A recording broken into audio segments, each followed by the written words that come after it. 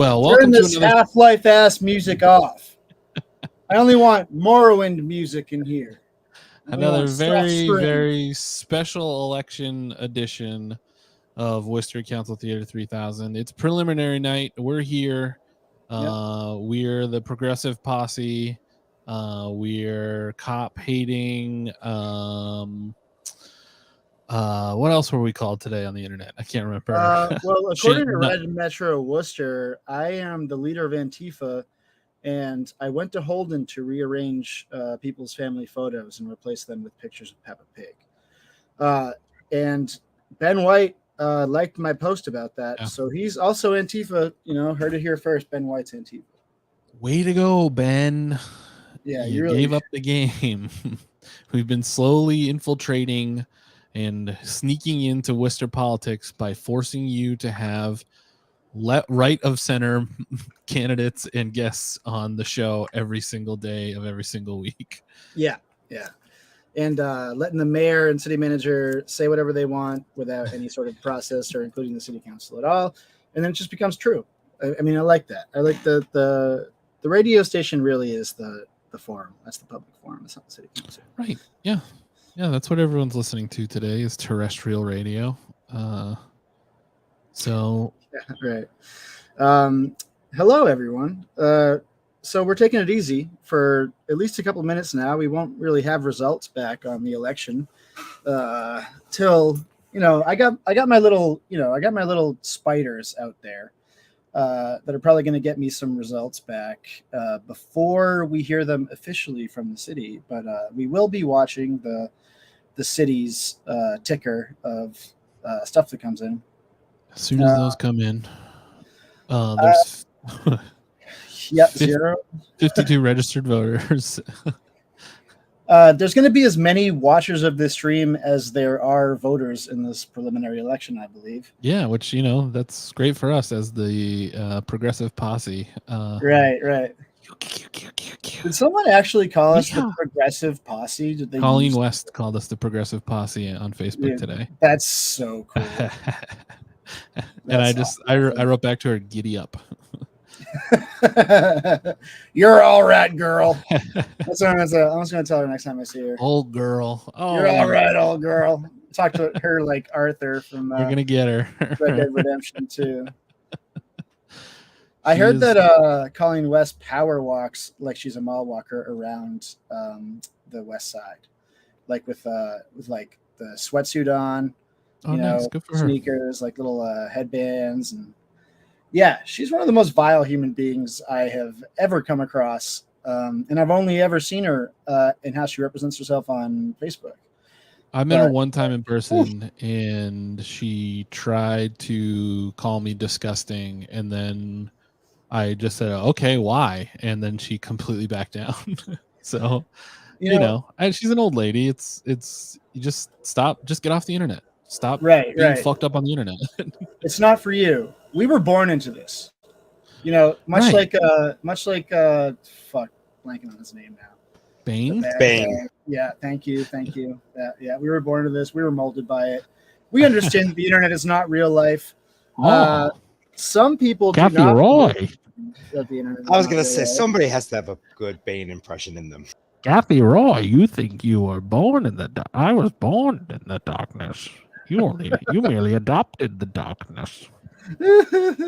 You merely adopted the darkness in 2013 when all the boomers went on Facebook. Hi, Molly. Good to have you. What are our predictions?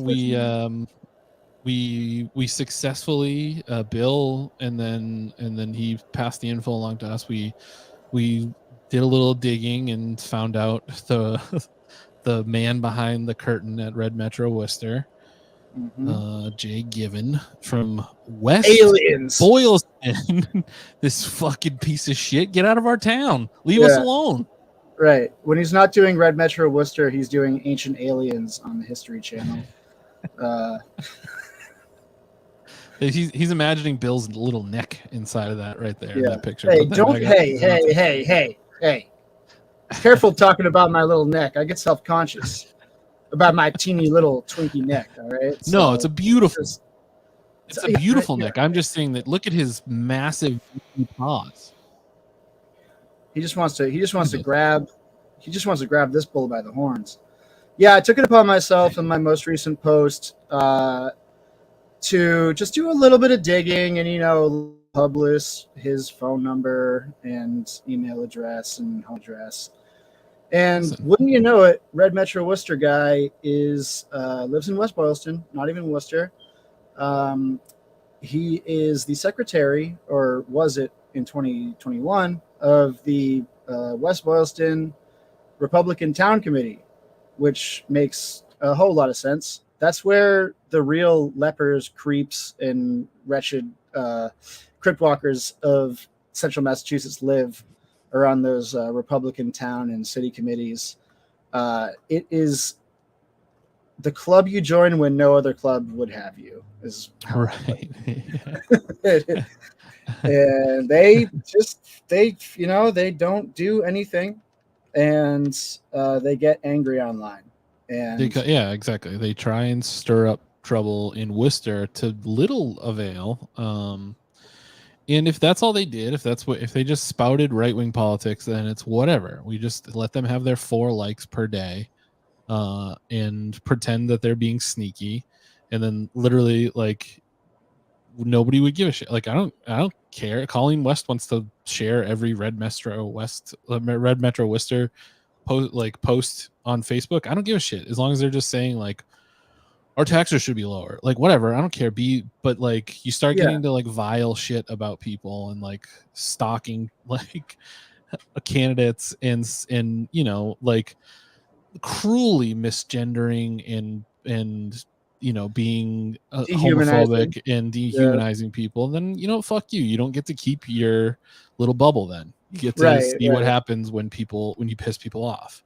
Yeah. So, like I don't give a shit. Do whatever you want with this phone number. I don't care.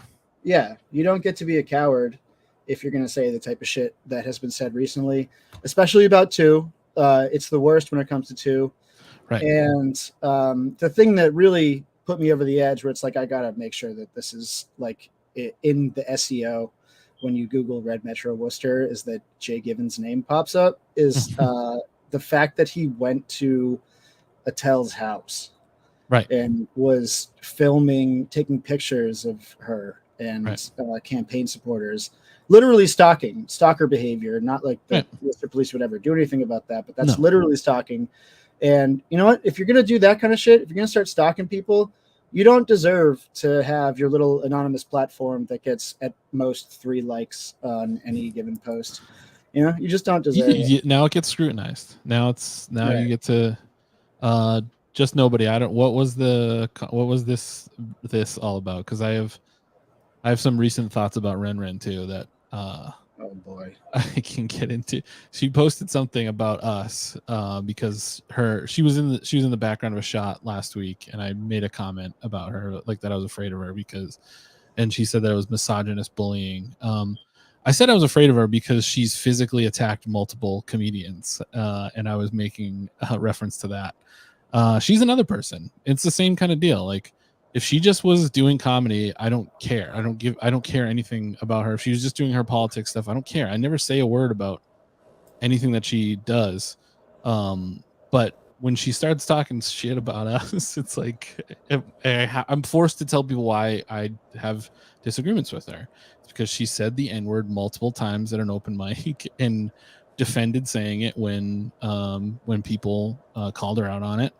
Refused to stop doing it and thought that it was fine to do, and then said the S slur for Hispanic people as a way of proof that she could. I don't know. That was a weird night.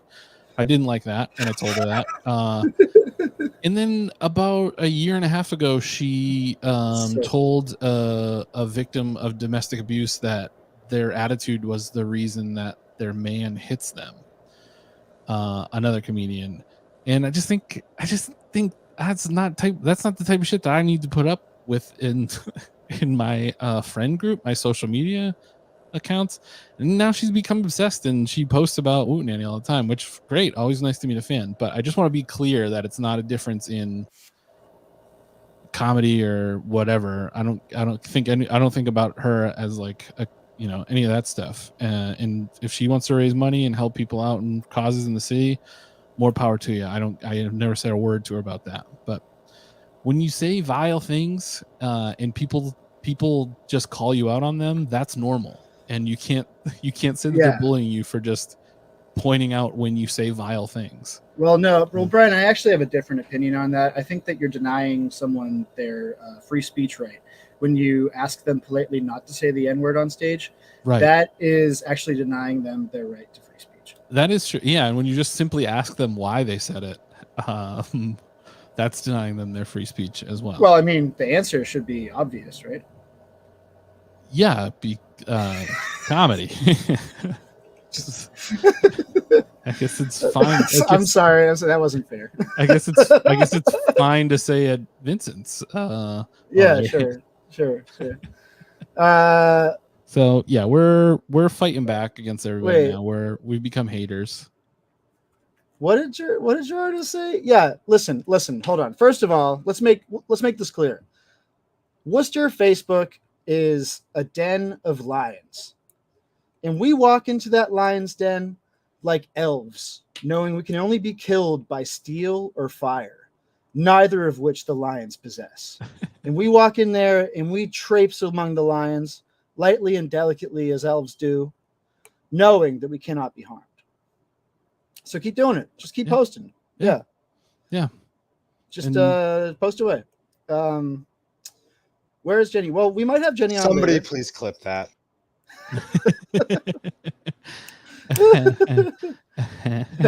I traipse among you, Kathy Roy, Colleen West, Rick Cipro. You cannot harm me. You can't. I live in your neighborhood. You can't stop me from saying things to you online, and you can't stop me from being polite to you in person while still being kind of mean to you. Yeah. What is this Gerardo quote? I mean, Gerardo's one of my favorite local grotesques. Yeah. Just because of there were two paths in front of him a couple of years ago, and the path he chose was hilarious. Yeah. But apparently this comment here from Just Nobody Worcester. Some of you may ask, why not speak out against Mr. Rivera's supporters, who are just as guilty of shameless attacks? I make no excuses. The doxing of a minor was wrong. Oh, thanks, dude. That's really brave of you to say. And while there's a clear distinction between a case of mistaken identity and intentionally creating hurtful memes, neither is acceptable. Further, neither should be attributed directly to either campaign. Councillor Haja, I'm sorry. I always trip up on the name. I shouldn't, but I'm so stupid. It's fine, dude. Sorry. Is no more responsible for the meme than Mr. Rivera for doxing a minor. What meme is this? What was the Ren meme? Like I think. Oh, was it this one here? A meme of Attell and Jose greeting each other and including a quote saying, "My hands are under the table because I don't hit anyone." That's not even funny or doesn't make sense or anything. I mean, that tracks. So I see Matt gets it. Thanks, Matt. Oh, okay. I don't know what his deal is. I told this story a couple weeks ago that during the last election cycle, he asked me to share essentially a meme about Rick Cipro because his wife said he's not allowed to do it. And if your spouse if it's to the point where your spouse has to tell you what to not post online, maybe just log off, and maybe don't try and pimp other like your neighbors into starting fights for you. So right. Maybe the lesson is for him to log off, and everybody that I disagree with to log off and just leave the internet to us, the men and women and other people in the infinite genders that exist. Right. That can handle it. So fuck off. Leave us alone. We're having fun. Yeah. The lions of the lion's den have many strengths and many great attributes. But they do not post like the elves post. They have no business posting. We have been around in this world for thousands of years. You have simply 30 to 40 or however long lions live, I don't know, on this earth. We will be posting long after you're gone, and we have been posting long before you arrived. So just stop. We have the high ground. Just stop posting. Stop posting forever. We fear not lions. We fear only Brendan Melican. Brendan, rightfully so. Thank you for coming on and joining us. We've been airing grievances since the beginning of the show. It's already Festivus. Awesome. Yeah. You have any gripes? I'll be honest. At this point, kind of the whole city is a bit of a gripe. I mean, when I before I really got to know you, Bill, and like I'd seen the name of Worcester sucks and I love it. Like I feel like that kind of it tickled something in my heart in like a sad sort of way. But then I'm totally on board, man. You're right. It was just different language, but same vibe. Yeah, we're surrounded by fucking lunatics, and there isn't an easy way to deal with them. Right. No, right. the only way to cope is to either not engage and not care, or to become as insane as them and reach our final form. Right. Yeah. So And that's what I'm saying about being, born into it, where you've only adopted it, is that I've been this crazy since MySpace. These people don't know how to be crazy online in the right way, right? Like, we have to teach them that they'll just never be as good at posting as we are, and you should just stop. You just have to. We're gonna win every time. All I got is posts. Right. Turtle Boy learned that the hard way. Right. Where's he? He tried to destroy each and every one of us and couldn't compete to the extent that he left Worcester. He completely left Worcester behind. Last I saw his internet presence, it was pretty scandalous, let's just say. Last time I saw him on the internet, he was not clothed. So, Brendan, what were you going to say? I was he never tried to destroy me, but I did get accused of being him for like the first 5 years when it was just shitty takes on football. But yeah. Now he's trying to say that what is the town that the police officer died, and they're trying to make a conspiracy theory out of it. Oh, I have absolutely no idea. Dude, there's a whole thing going on, and people from like Metro West and like outside of Worcester that I know are like, wow, this guy Turtle Boy is really gonna break this thing open. I just have to be like, listen, he's a sex pervert, so you might want to just be careful. And then they go, oh, and they look into him for 2 seconds, and then they stop posting about it. Yeah, dude, I did my 2 tours in the shit. I'm done. I don't engage with that shit at all. I did my job. I made sure he can't not call himself Aiden, and then I got out of there. Right. That's literally all I wanted. Yeah. Was for him to have to say, and then now he, then he was like, I was never hiding it. And so it's, we've taken one down, and we'll destroy anyone that stands in our way. Yeah. And I gotta be honest, this Red Metro guy, he's not. We're playing little league ball here. You know what I mean? Right. He's just not. He's right. He's nothing. He's fucking so stupid, dude. Yeah. It's not. Yeah. We will make you famous. Also, hey Jay, if you want to be on the show, call in, man. We'd love. Yeah, dude. We will give you all the time in the world to say whatever you want, and we will please have a very polite discussion about it. So please call in, send us a DM at WCT3000, at Wootenanny Comedy, at Bill Shaner, at Worcester Sucks. Any of those places you can find us. If everybody knows him, please let him know how to get in contact with us. We would love to share the link for him to be on the show tonight. Open door policy for sure. Absolutely. Come on. So yeah, polls close in 4 minutes.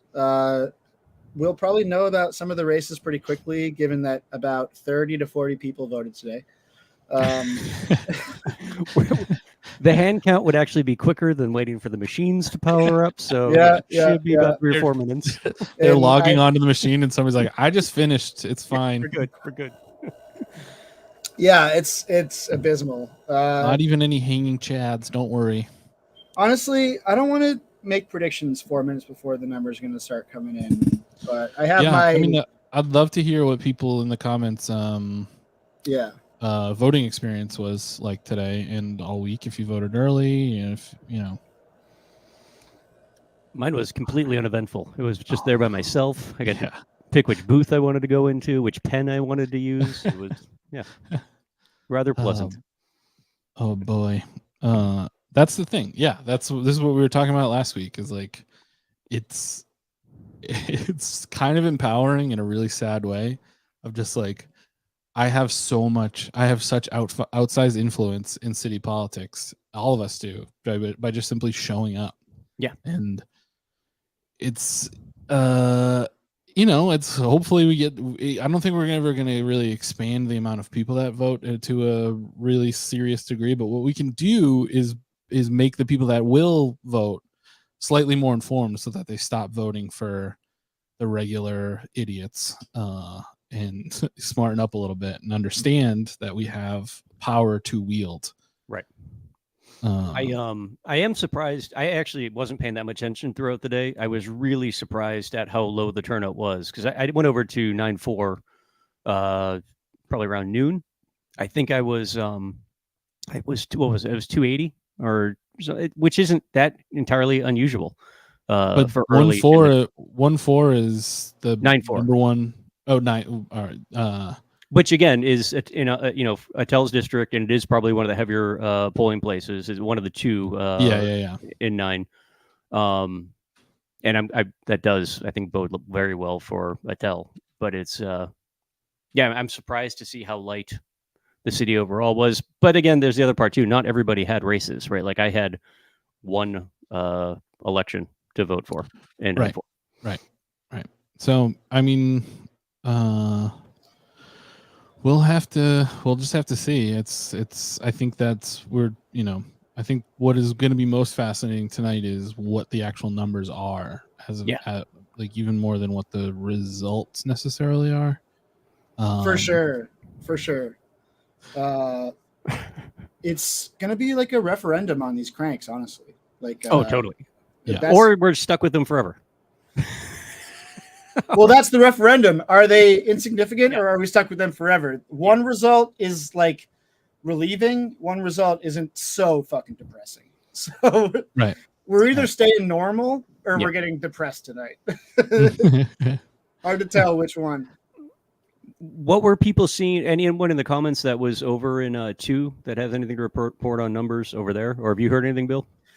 I live in 2, so I voted at the Mount Carmel Apartments, and I was the 130th voter. So I don't think there's going to be a whole lot of turnout, but we'll see. I don't know. Obviously we're pulling for Bellato, but I have no idea about D2. I really don't. I am pulling for a split Bellato Phil. I want nothing. I want Candy to lose. God, imagine Candy out. That'd be so sick. That would make me the happiest man. After all the friggin' money she spent on digital ads this last week, every time I sign into Facebook, I get a different Candy ad. There he is. Any money shuffled to the local AFL CIO goes directly to Facebook ads. You just giving it to Facebook, The Candy Carlson's campaign. I'm so sorry to hear that, Matt. It's so great. It's like, even for this one, it's just like you go down to the library, and they're just chilling down there. There's a crew hanging out down there. It's very, very cool, very relaxed, free parking. It was kind of great. It was really great.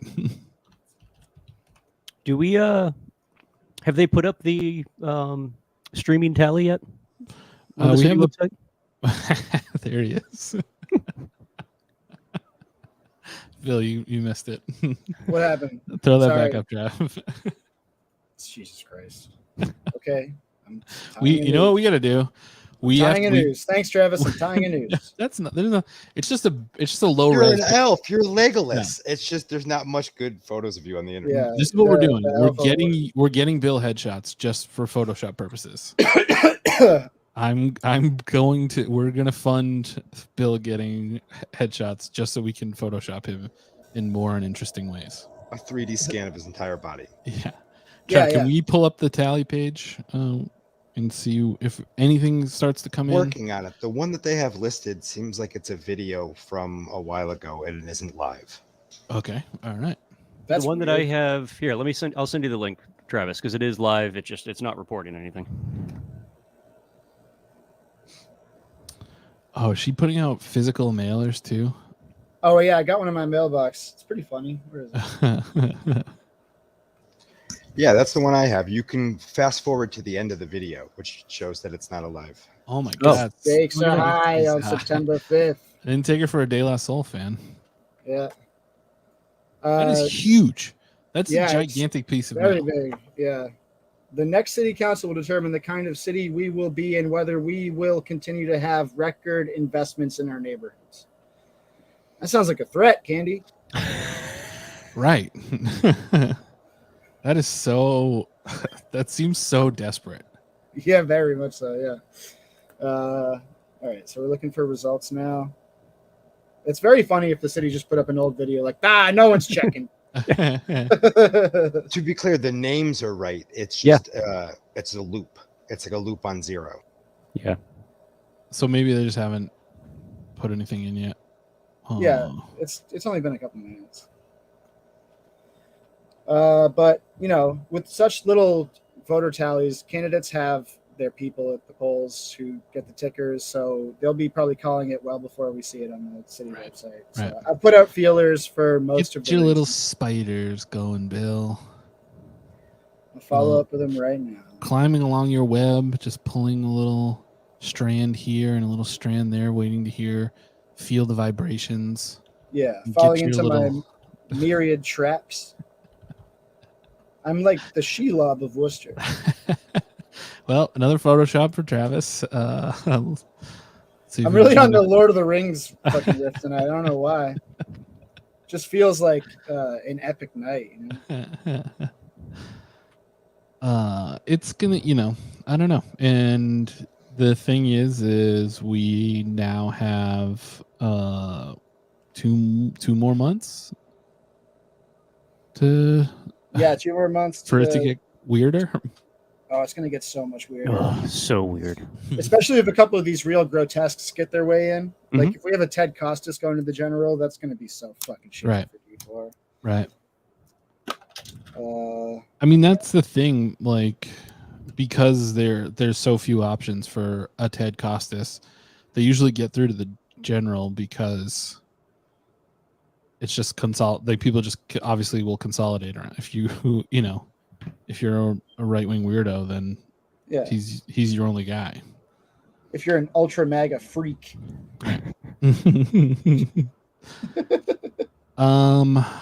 Yeah, I mean, well, we have to see.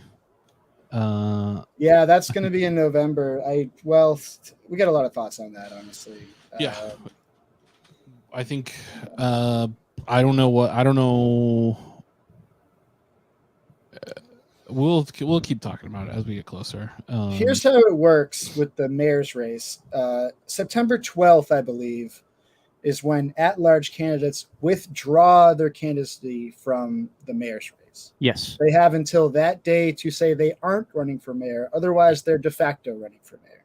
But that's not the same thing as announcing you're running for mayor, because in normal political circumstances, you just announce what you're running for. You don't announce that you're going to withdraw from running for something that you had no intention of running for in the first place. Right. So it'll be interesting to see who stays in. Right. So we really can't talk about that all that much until it happens. Yeah. Until we see who stays in, There's all sorts of speculation and rumors and all that. But we don't even know, because who, like, it does, like, the math changes drastically based on who stays in. If Donna gets out, then it becomes a crazier rate, becomes a much crazier race. And would she? I don't know. I can see a world in which somebody cuts a deal.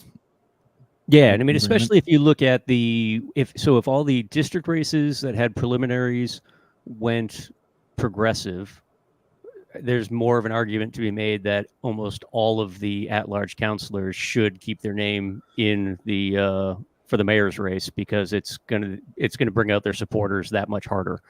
You'd almost be crazy not to have everybody who's at large running for mayor just to save their own skin. Yeah, I mean, that's kind of the double-edged sword with it, is that being in that race almost guarantees you a spot on at large, with a decent enough turnout. This is wicked funny. Pull up this link of the city's live results video, because they're literally trying to figure it out in real time. Like, they pulled out the browser. Oh shit! How do I get the link? I gotta send it in the chat.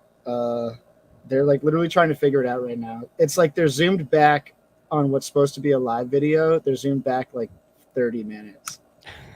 And they're trying to figure it out. I'm watching it on my thing right now. It's awesome.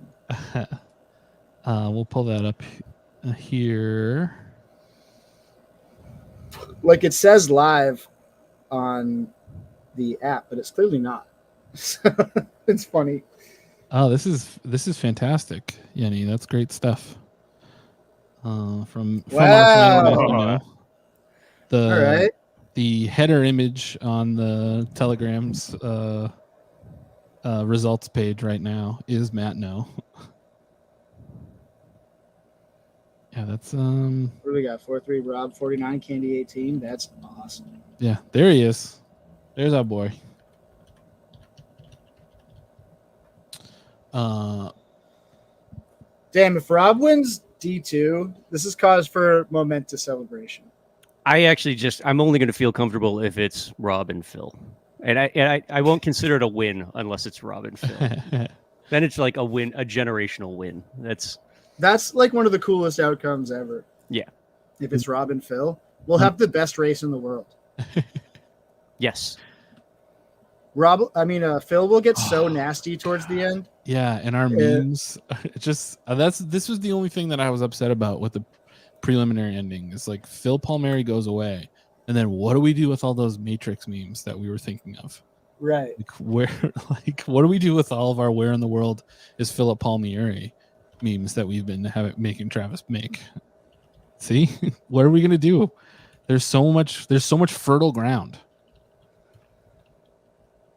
I really do think Cryptid that is an underrated part of it, under talked about part of it is like how groundbreaking Rob's candidacy is, and how, you know, if he gets on, like how much of a big deal that's going to be. I will eat this. I will take this on the chin if this comes across as sounding crass, because I don't know how else to phrase it. But I think it's even more impactful that you have somebody that is late to their disability. It's like there's a conversation to be had there, where somebody who has evolved into their disability that I feel is doubly impactful. It's you don't have the ability to be dismissive of somebody when their life experience encapsulates an entire spectrum of being a that's a very good point. Yeah, it's like, and as like unfortunate as that is, that like so often people's experiences are treated differently when you can relate to them more. You know, it's natural in many ways, but it is unfortunate. But yeah, I mean, I think there's something to that. But I just think that he would mean so much to the city overall, not just his district, that I think it's like we've certainly taken up for him, and that's a big reason why, is because I think that he would be, you know, in the same way that 2 was the last cycle, of like somebody that like is legitimately bringing something that this city hasn't given enough credence to, right? And you're bringing that to the forefront.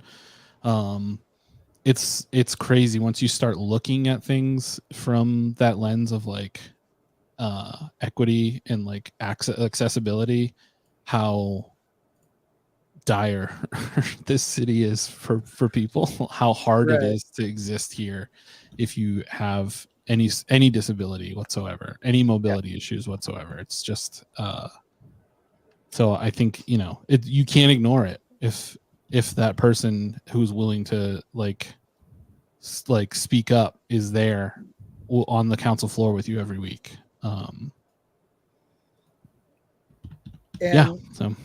So like there's a through line between 2 and Rob, just in the realm of having different experiences from your average city councilor, is that a big reason why no one gives a shit about local politics is like literally the people on the city council. Why would you give a shit what they have to say, right? Like what perspective are they bringing to the city? Like, who cares what Candy Merrill Carlson has to say about the city? Who cares what they're not proposing anything new? Right. They're not offering a new insight. They don't have a different vision. Yeah. So in like just from that standpoint of like this, the city means nothing to Candy, you know. That's why like so much of her time is spent trying to shape it in a way that's more convenient or like, you know, beneficial for people like her. The city itself means nothing. She could move to Holden, her life wouldn't be different. She could move anywhere and her life wouldn't be different. You know, Right. the city means nothing to her. It's just a fact of where she is. So she has no connection. Look at the people that have like endorsed her, look at the people that like say they're supportive of her, like for what reason? Because they're business owners? Okay, fine. That's great. You know, like there's something to be said for that. But that's not enough, especially these days. And I think for that district, especially, that is so often condensed down to what the business district and what the business owners think and what development can go in there. Like just the simple fact that Rob is talking about, like focusing on the neighborhoods, focusing on what's best for the people that live there and who, you know, are in this city and don't have anywhere else to go and aren't ever going to just like, oh, I'll just move to a different town and it's all good. They need to be here. They need to be like in a city that is slightly more accessible than a town. And they don't have the power to just say like, oh, I'll just buy a house somewhere else, or I'll just get a different car or something, you know? So you know, and when you talk, like we see like all the time, like, you know, we always talk about how like signs don't vote and stuff like that, but it becomes stark to me when you look at the Candy Merrill Carlson signs. The vast majority of them I see are huge ones in front of businesses. And to me, that's like, okay, so you talk to a business owner that you know that said, yeah, great, I love you, put up a sign. How many Shrewsbury Street business owners actually live in Worcester? Mm-hmm. And how many people that work, the vast majority of people that work in that business don't either vote or care about Candy Merrill Carlson or like her or know who she is. You know? Right. Yeah. So it's like, it's all this, like her support so often is such a mirage, especially because she gets so much money. But you look through her donations, it's all like AFL-CIO affiliated locals. Yeah. And lawyers in the city, you know? So why is the city's stream so fucking bad? I have results texted to me coming in, but we're just not seeing them on the screen. So, yeah, this is fine to say. Just with the caveat that like this isn't official or whatever. Sure. 1478 to 1409, with one precinct left to report for D5. Attell in the lead. So that's Attell in the lead by not a lot. So we shall see when this one comes in. right. Well, it's going to be a close one. Yeah, but, and we knew. Right. The best chance. The best chance that of any of the districts to go to somebody fucked up was was this challenger, because they've like all the psychotic people have been focusing on Attell as far as the district races go since she was elected. So I don't think she needs to blow him away for it to be a win, and she just got to get through, and then we'll get to the general. I mean, Cipro kicked the shit out of Sean Rose in the preliminary last cycle. True. And then look at the final vote. Wasn't even that close, all things considered. Interesting D1 numbers just coming my way. Not confirmed. Nothing. Caveat. Don't caveat. Not confirmed. Jenny Pizzillo fucked up her two opponents hard. Hey, Bill, for what it's worth, and I'm not questioning your D5 numbers, because I know you and I are literally getting them from the same place. Yeah. But what was just sent to me was, with that one missing, it's Attell 1478 to Jose 1049, not 1409. So she's still. It looks like there may have been a typo. There's a typo for one of us, again, coming from the exact same source. But that's so sick. Either really tight or so much different, or ahead by 400. That's so much different. Yeah, right. Well, again, we gotta wait and see till we finalize. I'm saying, these are not reportable numbers, but yeah.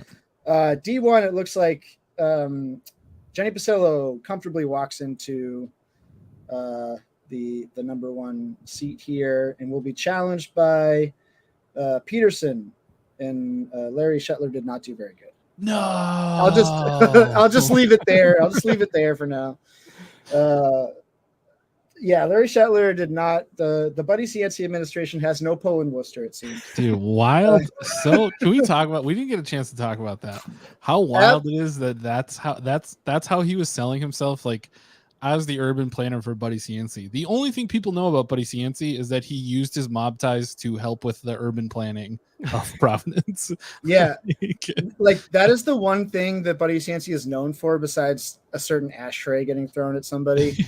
And well, there was beating the head of the GPW with a flaming log pulled from the fireplace with his bare hand, but I guess it's kind of the same thing. But at that D1 candidates forum, Larry Shetler lets that rip right off the bat. It's in his intro. I was an urban planner in the Cianci administration. And then the entire time he was like, we got to do big, bold, unpopular things with eminent domain and huge developments. You know, like he was going fucking hog wild, dude. He's like, we don't need to have all these meetings. We just need to do stuff. We just need to do stuff. We just have to have people that do stuff and are strong. If people haven't listened to Crime Town, then yeah, for sure. You gotta listen to Crime Town. Man, we could have had somebody in this district that knows Raymond Patriarca. we could have done it. I mean, I'm sure there's a lot of people that know him, but somebody, an elected official that has had dealings with the Patriarca crime family, just dude, honestly, really dropped the ball. Providence is so much cooler than Worcester. Let's get a little mobbed up, you know? Like, let's just fucking see how it goes. We need a water fire, you know? Really turn this town around. We have to free the canal first. I'm telling you, man, free the canal. Dude, Larry Shetler would support that. Create Brendan's series of water slides and zip lines throughout the city. And we're fucking golden. Shetler's the only person that can get this done.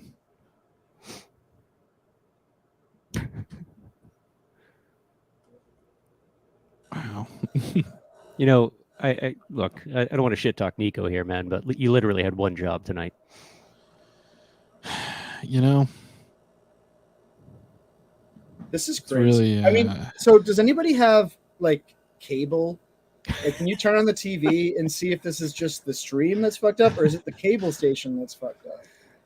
Like, this should be on channel whatever it is. I don't know. I haven't had cable like any time that I've looked. Yeah, Jess is gonna go knock on his door.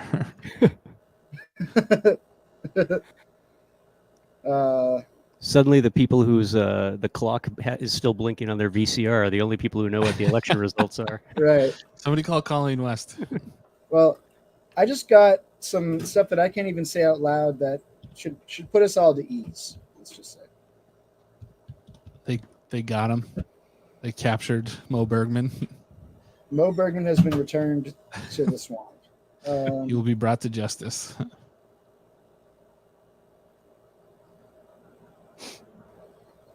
So, to be clear, the one race where I don't have any contacts and have no idea, and the city's apparently not going to let us know, is D4. Just don't have no idea. No idea. And the school committee race. Yeah, so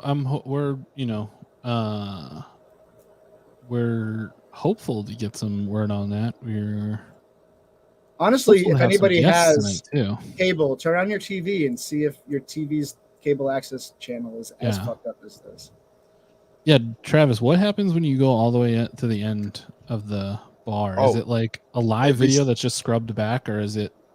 No, it's live, and it's a video of zero results. It just shows zero results. I just watched whoever's operating the city stream pull it back to the start and restart this. Oh my! This is not going to change. They're just trying to buy time. They're like, we can't let the people know. Too many people care. Hundreds of people voted today. I wonder where. Literally dozens of us. Dozens of people voted.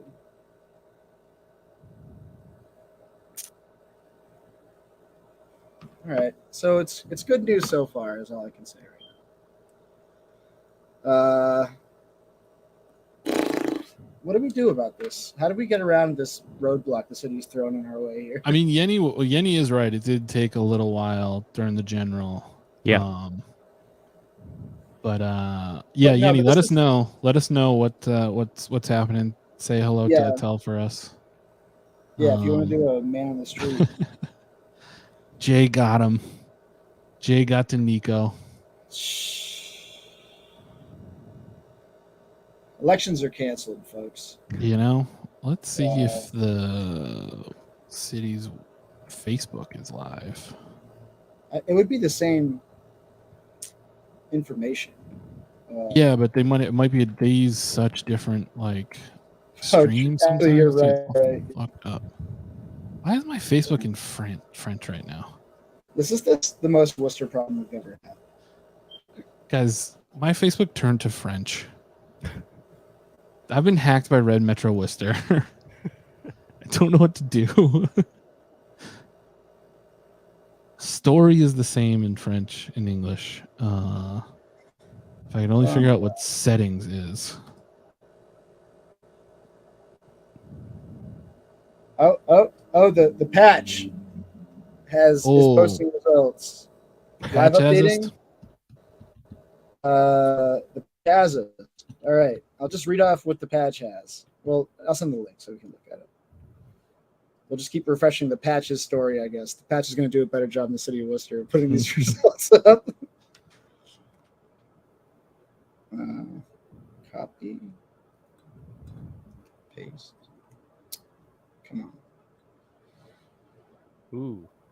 Attell is so Attell looks like kept a solid 400 vote lead. Yeah, that's what I'm seeing. Just it's unfortunate that what the patch has now is Attell has 1,666 votes, which of course the lunatics are going to run with. Oh yeah, just proof of what we all knew. The Satanists. We knew it all along, folks. Here, just in the bag. The Satanists are coming. Fucking nothing for 2 yet from the patch, interestingly. Or Worcester School Committee District E. God, the District School Committee thing is going to be such a fucking mess in November. Yes. Yes, so it sure is. Oh boy. All right, Let me bring up bingo. All right, here is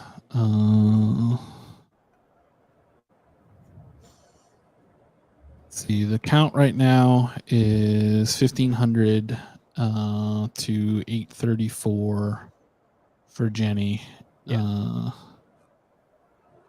Nothing for 2, nothing for 4. 1666. So cool. And then all right. I'll keep that. We'll keep that. Interesting that. Ready.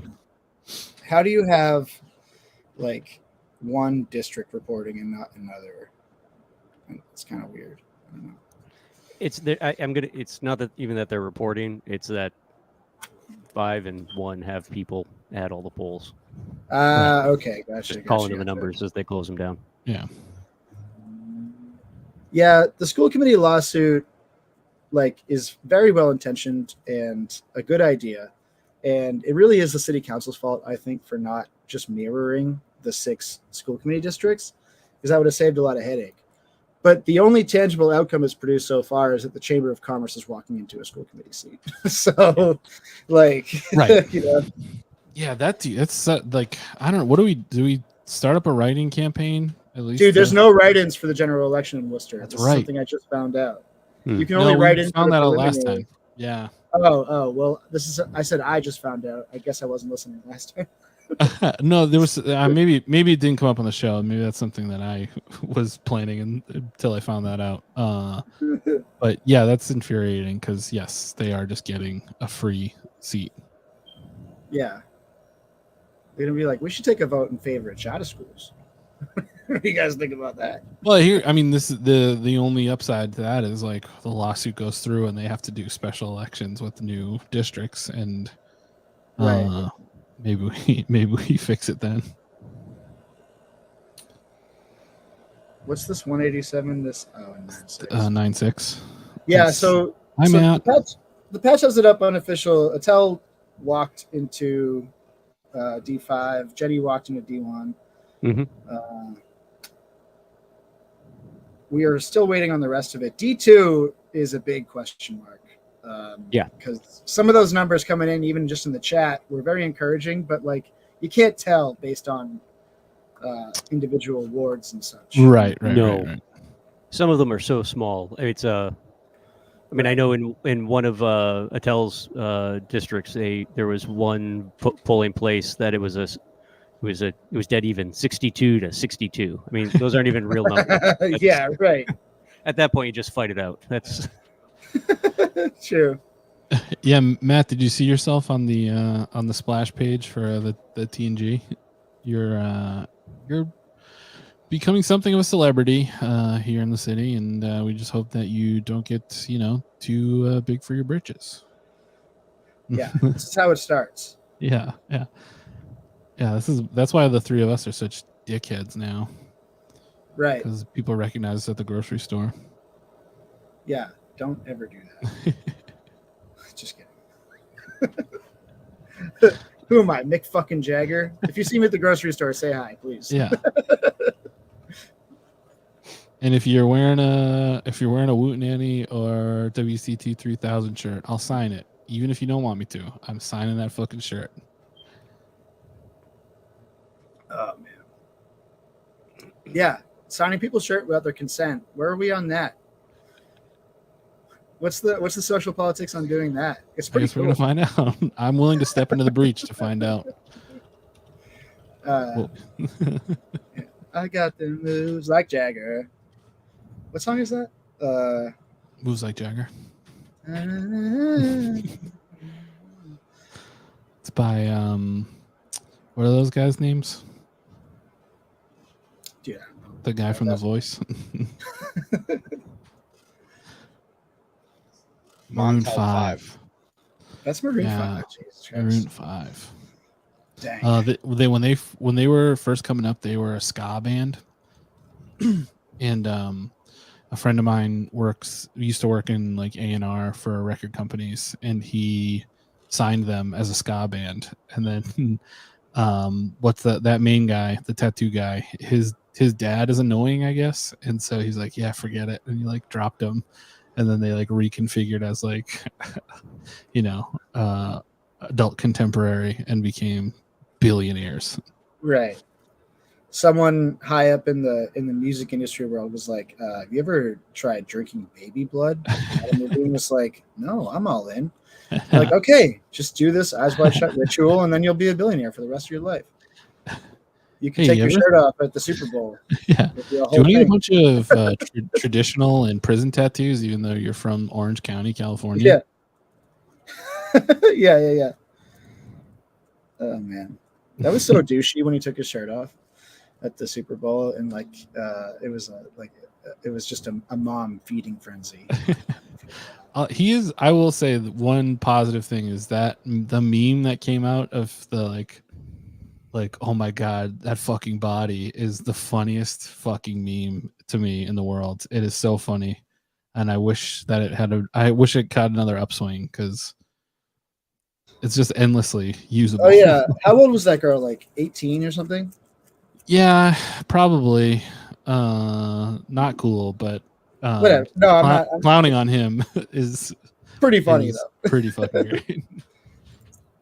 Yeah, that had a short fucking half-life.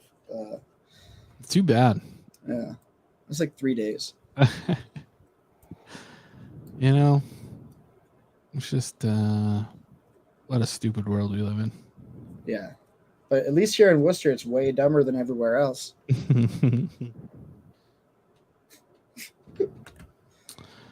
That's really funny. That's so funny.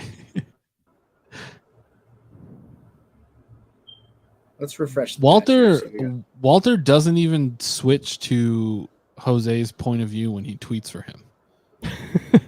Like he wants everyone to know that it's Walter doing this.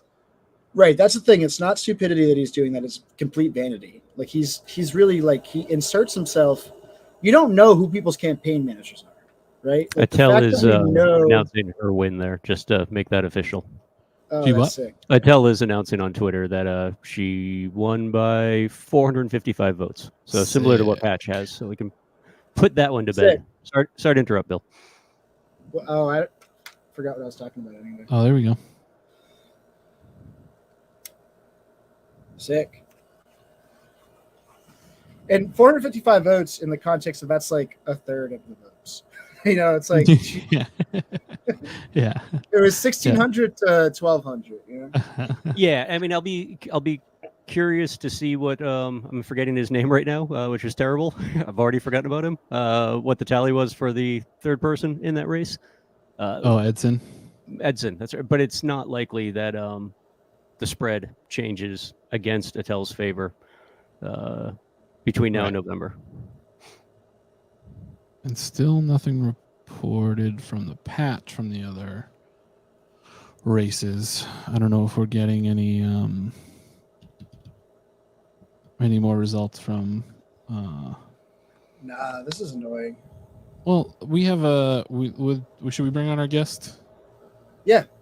All right. Well, we have a very, very special guest here with us tonight to talk about results tonight. Kara Berg Powers is here. Hi, Kara. Hey. How's Thanks it going? for joining us. Absolutely. And I just I didn't realize that I was supposed to tag Doug in, so he has now been sent the link also. Okay, That's cool. fine. Yeah. No, you know what? Let's all say what we think about him before he gets here. I know we don't have a lot of results to discuss yet. Though I have so many numbers. I printed and highlighted so many numbers today. Do you have D2? Do you have anything for D2 that we can speculate on? No, this is all numbers from previous years. Oh, okay. All right. Nerdery. Nice. Yeah, this is just so much nerdery that I brought that I have no comparisons for. Though, I guess we do have Attell's last prelim that we could look at. Attell has called her own race, Kara. So she's declaring a win by 455. So, but I was going to ask Yenny. I'm glad you have the actual numbers. I was curious what the spread was like from 2 years ago in the preliminary. So let's see where it is. Of course, that's the one page I can't seem to find now. Here we go. Quick shout out to Wolfpaw. Wolfpaw, it's great to see you. So happy you're here with us tonight. Okay. Wow, so, that's legendary. So Attell had 12-16 in the prelim. All right. Sorry, everybody. Stop talking about Doug. Hey, good to see you, Doug. Nothing. We weren't saying anything weird or nothing. That's fine. What's going on? We're just going. Kara was just giving us the Attell's numbers from last prelim. Awesome. I have so much nerd stuff here that I printed today and highlighted.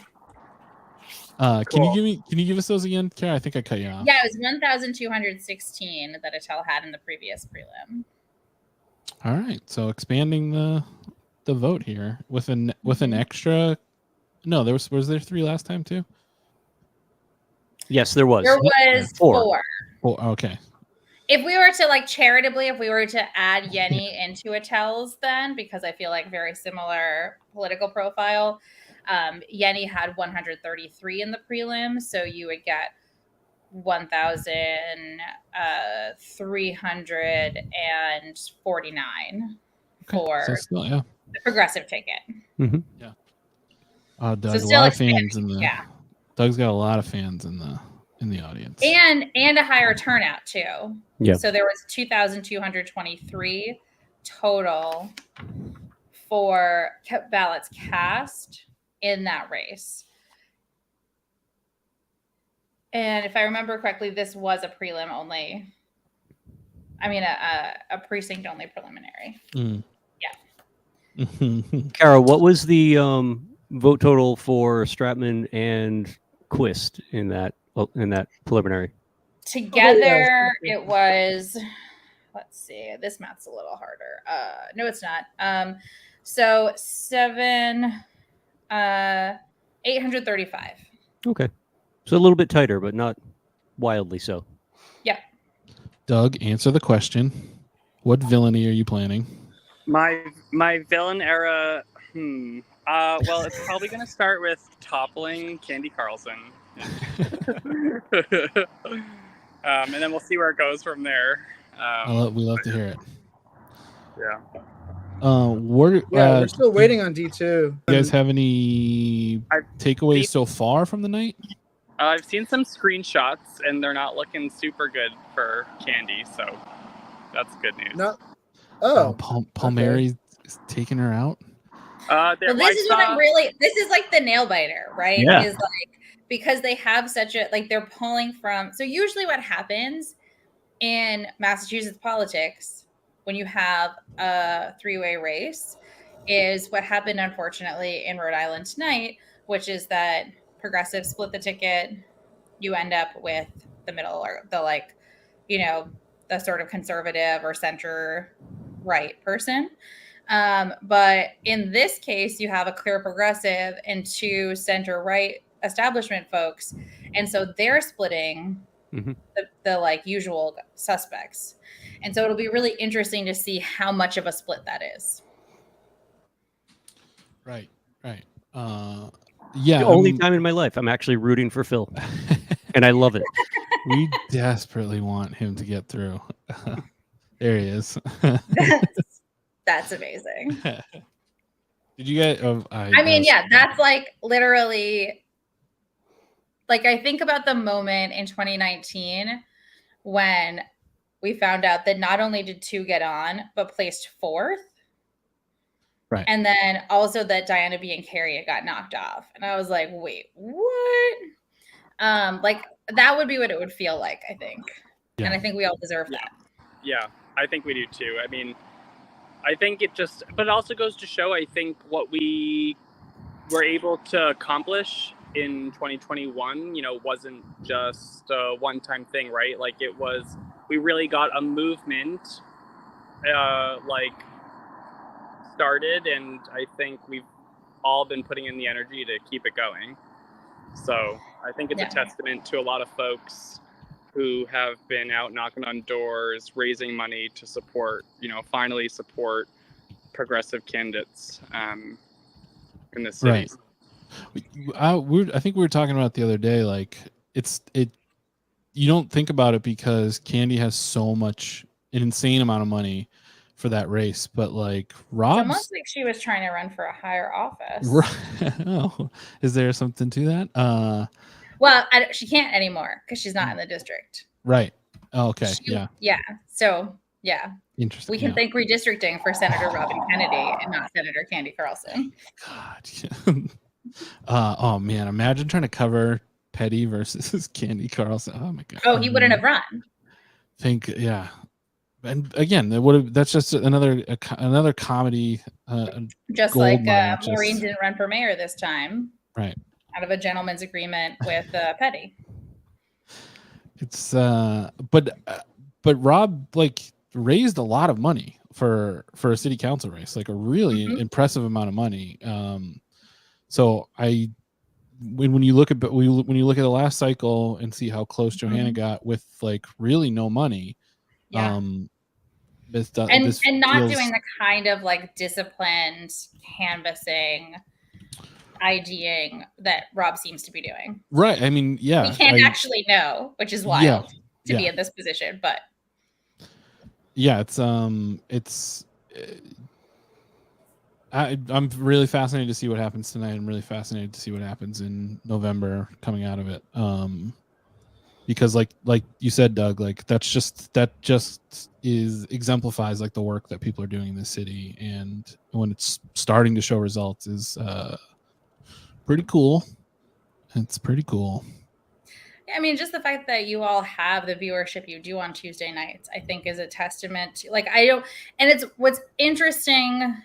So I don't know about you all, but I have been barraged by Candy Carlson ads. I don't really go on Facebook that much, but I've been on Facebook the last few days just responding to trolls at the Worcester Working Families page, and I've just been like just pelted with Candy Carlson ads. So she seems to have kind of woken up to the fact that like stuff is happening. But she keeps deleting my comments off of them, which I don't understand. What? I left. I hide. I don't delete. I hide most of the random comments that don't make any sense, that like I just don't want to give traffic to on the Worcester Working Families. But I did leave one up from Wayne Griffin that accused Doug of paraphrasing the Communist Manifesto in the mission of the Worcester Working Families. Cool. And but the best part of this is like I have dear friends that are communists. I'm not a communist, but also like I do teach Marx, so you know whatevs. But I teach Marx. Could not my child's life on the line quote to you the last line of the Communist Manifesto? Same, like literally same. Yeah. It's the pursuit of happiness. It's good night and good luck. So guys, update. I just got crucial information because I texted Nico directly, and I got some screenshots of slides. They just can't figure it out how to get it up, which is fine. Does he want to just have us run the thing for him? Yeah, I mean, we can just start running these slides. I'll send them over. But District 2, we have 10 of 12 precincts reporting. Candy Carlson's at 591 votes. Rob Berlotta is at 455 votes. And then Phil Palmieri is very far behind that. So with 2 precincts left, it looks like Candy's in the lead, but Rob's not very far behind.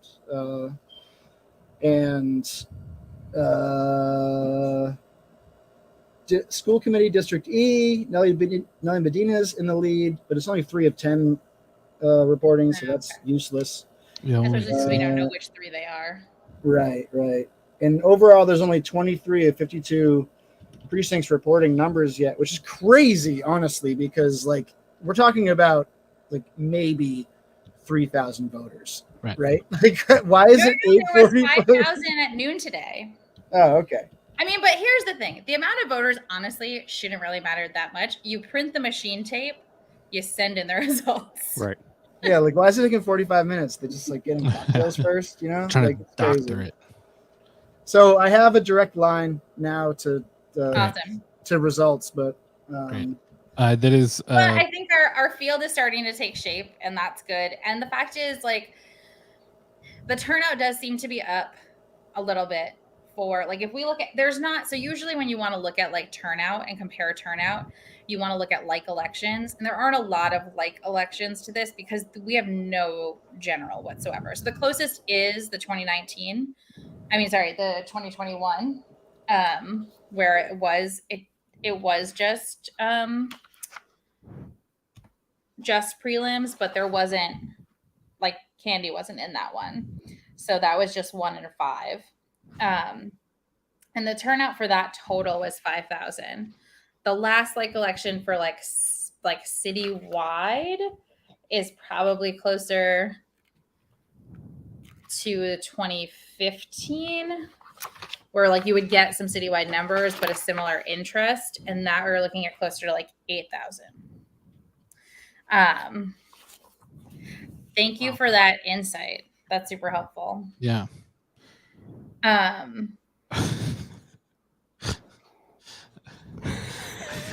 love that for all of us. So it was about like 8,736 votes were cast in the 2019 prelim, which, if you all remember, I came in 9th for school committee. And there was a prelim for at-large school committee and city council. So that does get more folks out. Right. Like, it is harder to get folks to the polls for just like, I voted for one person, right? Right. And so that is a bigger challenge. And I think that given that, the fact that there was 5,000 at noon today, like that's and the one where we can like really compare head to head is 5, and it does look like the numbers increased there. Right. So I think that's interesting. But I also think it is always the prelim's going to be a little bit of a more conservative base. So that gives us some context too to think about. Absolutely. Yeah. We have a very special guest with us here right now. We're gonna bring her on now. Atel Hajiai, how are you? I can't hear anything. Hi. Tell us what you'd like to say to the We people. did it. Hell yeah. Congratulations. How you feeling right now? I'm gonna come out because I can't hear anything here. It's too loud. But you want to see? Yeah. Show us. Show us around. Yeah. Oh yeah, look at this party. Woo! Yeah, that's the place to be. Nice. Hold on 1 second. I'm gonna come out. All right, great. So I'm also at Jenny's if you want to see Jenny's. Yeah, can you like throw a water balloon at her, or like if you have any like key lime pies or anything available? Sorry, y'all. I couldn't hear over there. No problem. Congrats, Atel. Great you. turnout, great results. How are you feeling? I am feeling so good right now. Really feeling so grateful. Just feeling so good. We won by 455 votes. Amazing. In a really low turnout election. That's huge, and I'm just so grateful for the people that came out. So what's next, Atel? What's next? All right, so here's what's next. So we're not going to let our guard down. This was great, laying the foundation for November. But we have to mobilize really, really well for November, because I'm telling you, I'm not taking any single vote for granted. So we know that we have still a path ahead, and I'm hoping that the volunteers will, keep calling, and we're going to hit the doors. We're not letting our guard down at all, but we're so excited. I'm just in a very grateful space right now. Amazing. Great. Amazing. That's Oh, we have awesome. Jenny on here now too. Well, hey, Atel, we'll let you get back to the party. Atel, go to the party. Get out of here, Atel. Atel, get out of here. Thank you so much for Go joining have us, fun. Atel. Congrats Jenny! again. We will talk again. Congratulations! Thank you. Congratulations. Yay! So exciting. Jenny, same question goes to you. How you feeling? I feel very, very grateful. And it feels surreal. This is your first election of any kind, right? Yes, that is correct. So how's that feel? It feels good. It feels really nice to have the support and the help and my team and everyone who's been knocking doors and calling and helping me. I just really appreciate it. So it feels nice. A question for both you and Atel. What if people want to get involved, if people want to help you out going forward, what can they do? Or you can just call me. We will publish her cell phone City number. Hall every Tuesday.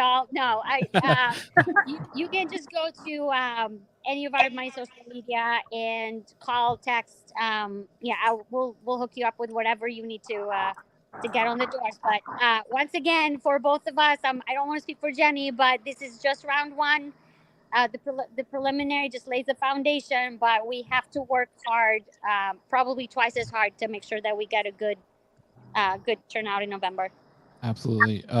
Atel, thank you so much for joining us. Get back to the party. We really appreciate it. We'll talk to you more soon. Have a wonderful night. Congrats again. Thank you all. Bye. Congratulations, Jenny. Have a great night. Congratulations, Atal. Brian, I like your moon rot shirt. Wasn't expecting that. Yeah, I'm a very cool person. That is, I have the same.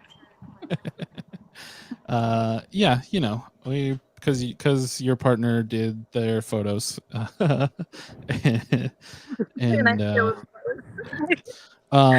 Jenny, any other big takeaways from tonight, or any other thoughts about the weeks ahead, the months ahead until the general? No, I'll just echo what Atel said. It's all about the work now, and I'm just going to double down on knocking. And I just want to say thank you to everyone who's been nice to me and helped, and I just really appreciate it. It's super nice. Jenny, I want to bring this up as well. Your son Bixby did knock over my projector the other night, and I just want to know if it's legal to use campaign funds to reimburse me, or how you want to handle this. Brian, I have no idea what you're talking about. Okay, wow. This My is son is a good boy. shocking to me. He actually looked me right in the eye and said, I'm going to do this on purpose. And then he kicked my projector onto the ground. So we'll talk about that later. But we'll take this offline. Yeah. Nico says it should be back on. Looks like it's coming up now. We're getting numbers. We're We're getting D4 numbers now. We're getting D2 numbers now. Looks like. Oh, Ojeda's in the lead. Oh my God, that's the exact same amount. Oh, wow. Thanks, guys. Oh, Jenny. Kathy Congrats, Jenny. Guys, that is Candy's max. That is almost the exact same amount of votes that she got in the 4-way prelim in 2015. 732. Wow, that's really fascinating. Mm-hmm. So she's at texting, turn off. Wow. So yeah, I mean, needless to say, it'll be Candy and Rob in the general. It looked like Phil got 12% of the vote. 17, 19. So I mean, yeah, 19 and a half. And 0.92% write-in votes. Interesting. What do you think that means for her support in the general? Obviously there's not a lot to be drawn from it, but just as a more general question, does all of Phil Palmieri's support go to Candy, or is because they have such an acrimonious kind of thing, do people not vote for her because of personal issues? Yeah, that's a great question. Because so I will say, so she went from 732 to 1,430 in the general last time, with beating Jonathan Cortez by about 300 votes, with 318 blank ballots cast, which is interesting. But I do think that that's one of the weird things about Worcester politics, right? Is that half the time you're like, there's like, okay, there's these like political affiliations that we have, but also this one time at Little League.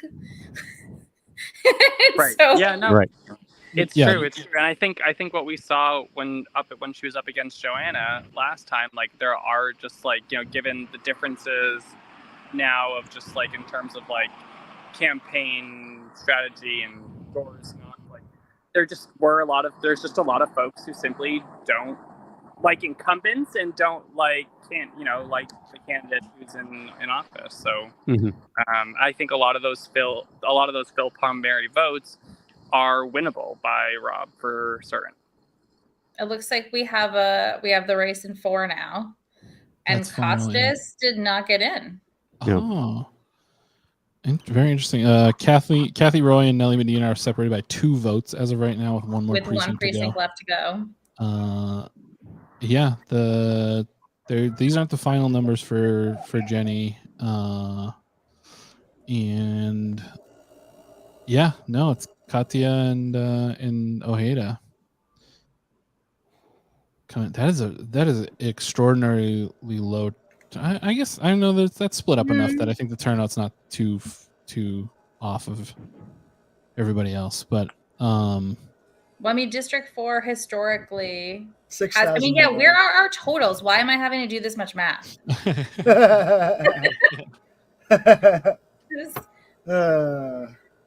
Okay, let's see. Yeah, I mean, that's so when in the general, when Sarai won the first time, which was very unexpected, she won by 292 votes, and I think it was about 1,200 to 900, and that was in a general. D4 is historically low. That's part of why the school committee lawsuit was so important, and why I think, you know, like we need to fix the reasons that it's a mess right now. Yeah. Doug had to jump off. Just thank you to Doug. Everybody sending messages. Thanks for thank coming you for in, joining Doug. us. Thanks for the 72 people that are with us right now on a Tuesday night. What are you looking at, Bill? Kathy Roy's in the lead. Did they report the final district yet? No. There's one more district. Yeah, but so she's ahead by 2 votes. Yeah. Oh, okay. Sorry, I was. Oh boy. Yeah, That's a tight one. That's yeah. a tight one. Yeah. I mean, it's just the preliminary anyway. So Yeah. Well, and you got to figure like that's, like I said, more conservative folks. And I do get the impression, so this has been a really weird thing. Like I totally makes sense that Doug had to jump off. He's at a party. But so I'll speak for both of us now. But one of the really weird things about being a super PAC, besides that we're a super PAC for municipal elections, which is silly, but also kind of amazing. But the weird thing is, like, other than these past 4 years, we've, like, both of us have worked on campaigns. So, like, we would know at this point because we would have been on the spreadsheets. I would have probably known yesterday because we would know what our win number was. And I have no idea what any of these things are. I have no idea how many doors people have knocked. Because I can't know. I'm not allowed to. And so, but I get the impression from what's publicly available that Nelly could use a lot of support in like matching her passion and her work ethic with like some more coordinated support around getting like the, you know, getting mail out and things like that for the general. Yeah, absolutely. That's everyone donate to Nelly. I think we've been trying to coordinate getting her on the show as well. We've had her a couple of times, just things have come up for work and stuff for her. But yeah, I think if this is what it looks like, if they're within a number of votes of each other, then yeah, just the simple fact that we're going to be able to focus on that race a lot more. People around the city will as well. That I think it bodes well for it. And yeah, support her. Yeah. She just needs support. Nelly's great. Yes, we love Nelly. Dang, it's crazy how tight that is. And like, there's the Kathy Roy is totally one of those like banned trans people from existence type of people. She's one of the admins on Red Metro Worcester. Right. Yeah, right. It was wild to read her patch thing because she did such a good job playing Normie. She knows how to like move about in the world, in the regular world. But yes, you just spend any time with her online presence in any way, shape, or form, and it's pretty disgusting. So hopefully that comes out. But again, it's a preliminary in an off year. Nobody's paying attention to that race yet. Now they will. Yeah, now it's like it takes on like a bigger symbolic significance than it does like even the seat itself, because like Nelly is like a real avatar of like a progressive like community organizer that does a lot of great work in the city. And then Kathy Roy is the avatar of just the fucking cesspool of Worcester Facebook, right? And so, Nelly just the last precinct just reported, and Nelly came out 30 over. All right, there we go. Great. All right, that's good. Fantastic news. There we go. So, yeah, I mean that like we'll see what happens. Obviously, like these preliminaries are not, they're not indicative of what the final is going to be. We all remember what Cipro's numbers were in the preliminary last time around. So this is not, this is just a data point as opposed to, letting anybody off the hook. So it's the work starts now, like Attell said. So I think it's going to be, it's good. Overall, I mean, let's take a step back and let's look at the overall results here. Bill, what are you thinking? Yeah. So everything pretty much went according to plan, except for D2.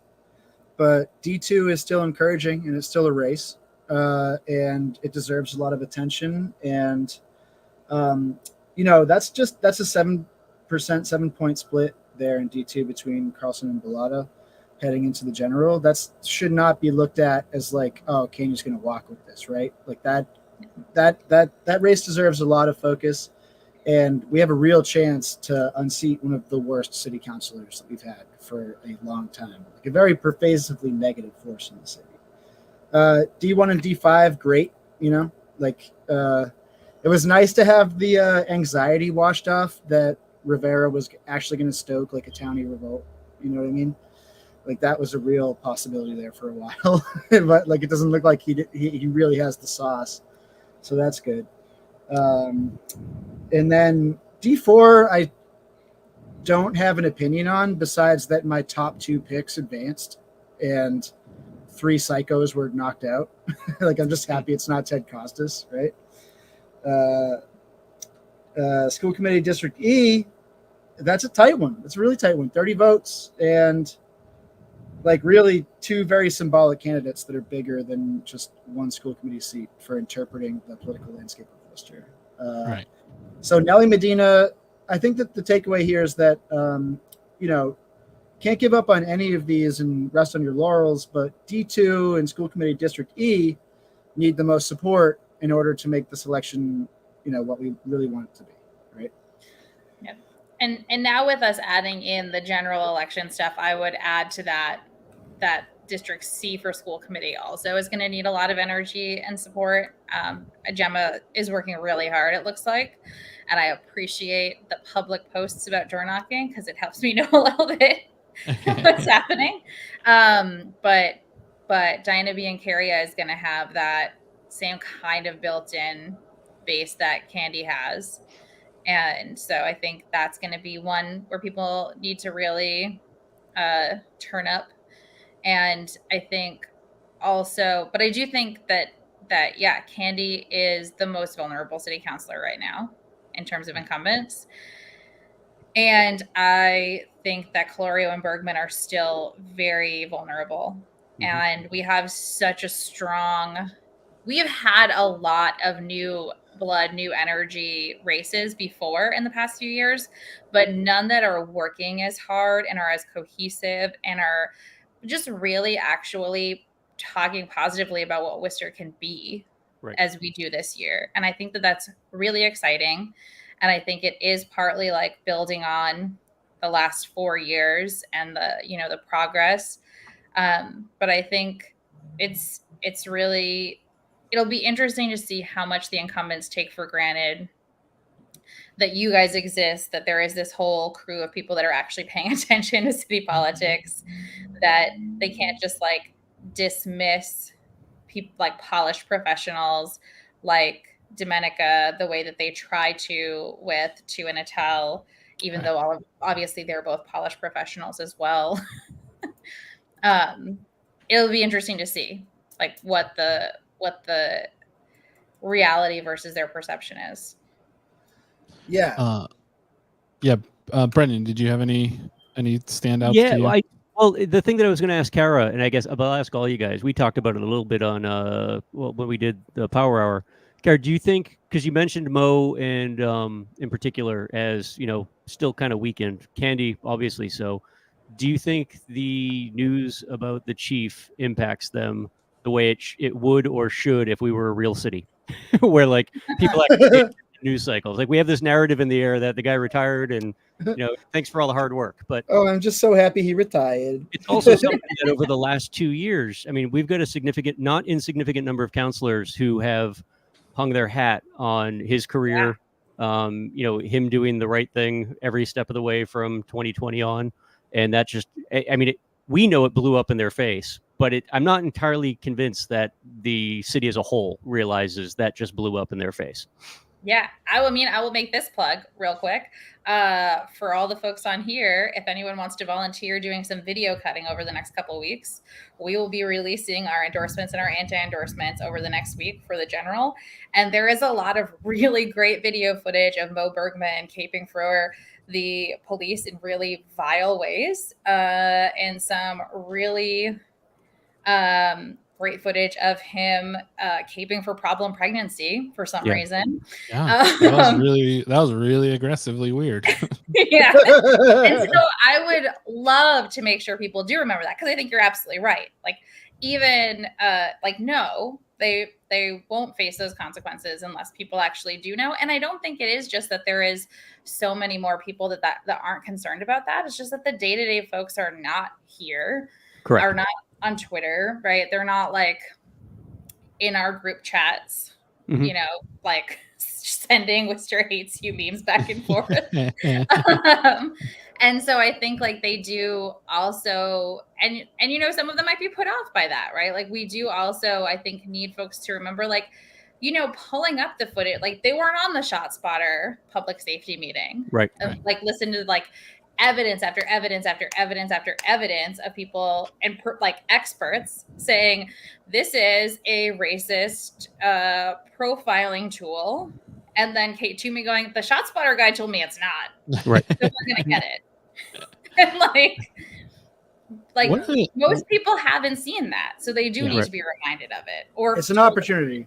Right. Can you make sure that you don't leave out of your highlight reel for Mo the meeting where he did an entire meeting from his car in complete violation of state law while he was driving? He was just driving around with what could have been mistaken for cocaine on his nose, but I'm not going to say it was cocaine. There just was stuff on his nose. I don't. People are saying it was cocaine. Right. We're not saying what we think. Yeah. One could be convinced of thinking that it might be. Yeah, right? I can see where people would say that, even if mistaken. So you know what's interesting here is we have 51 and 52 precincts or whatever reported. So there's one missing and one. Right, but is that the one that didn't get the vote? Is that like the one crossover? You know what I'm talking about? It's like south of Grafton Street, the one that had nothing to vote for. Is that? They all shouldn't they own? If it's in D1, they at least have somebody. Yeah, it wouldn't be on the list. Yeah. It's D1 where there's still one. Yeah, so the one that's missing from this right now is in D1. Oh, okay. Yeah, so they at least have this. They have this race to vote for. Yeah. All right, gotcha. But yeah,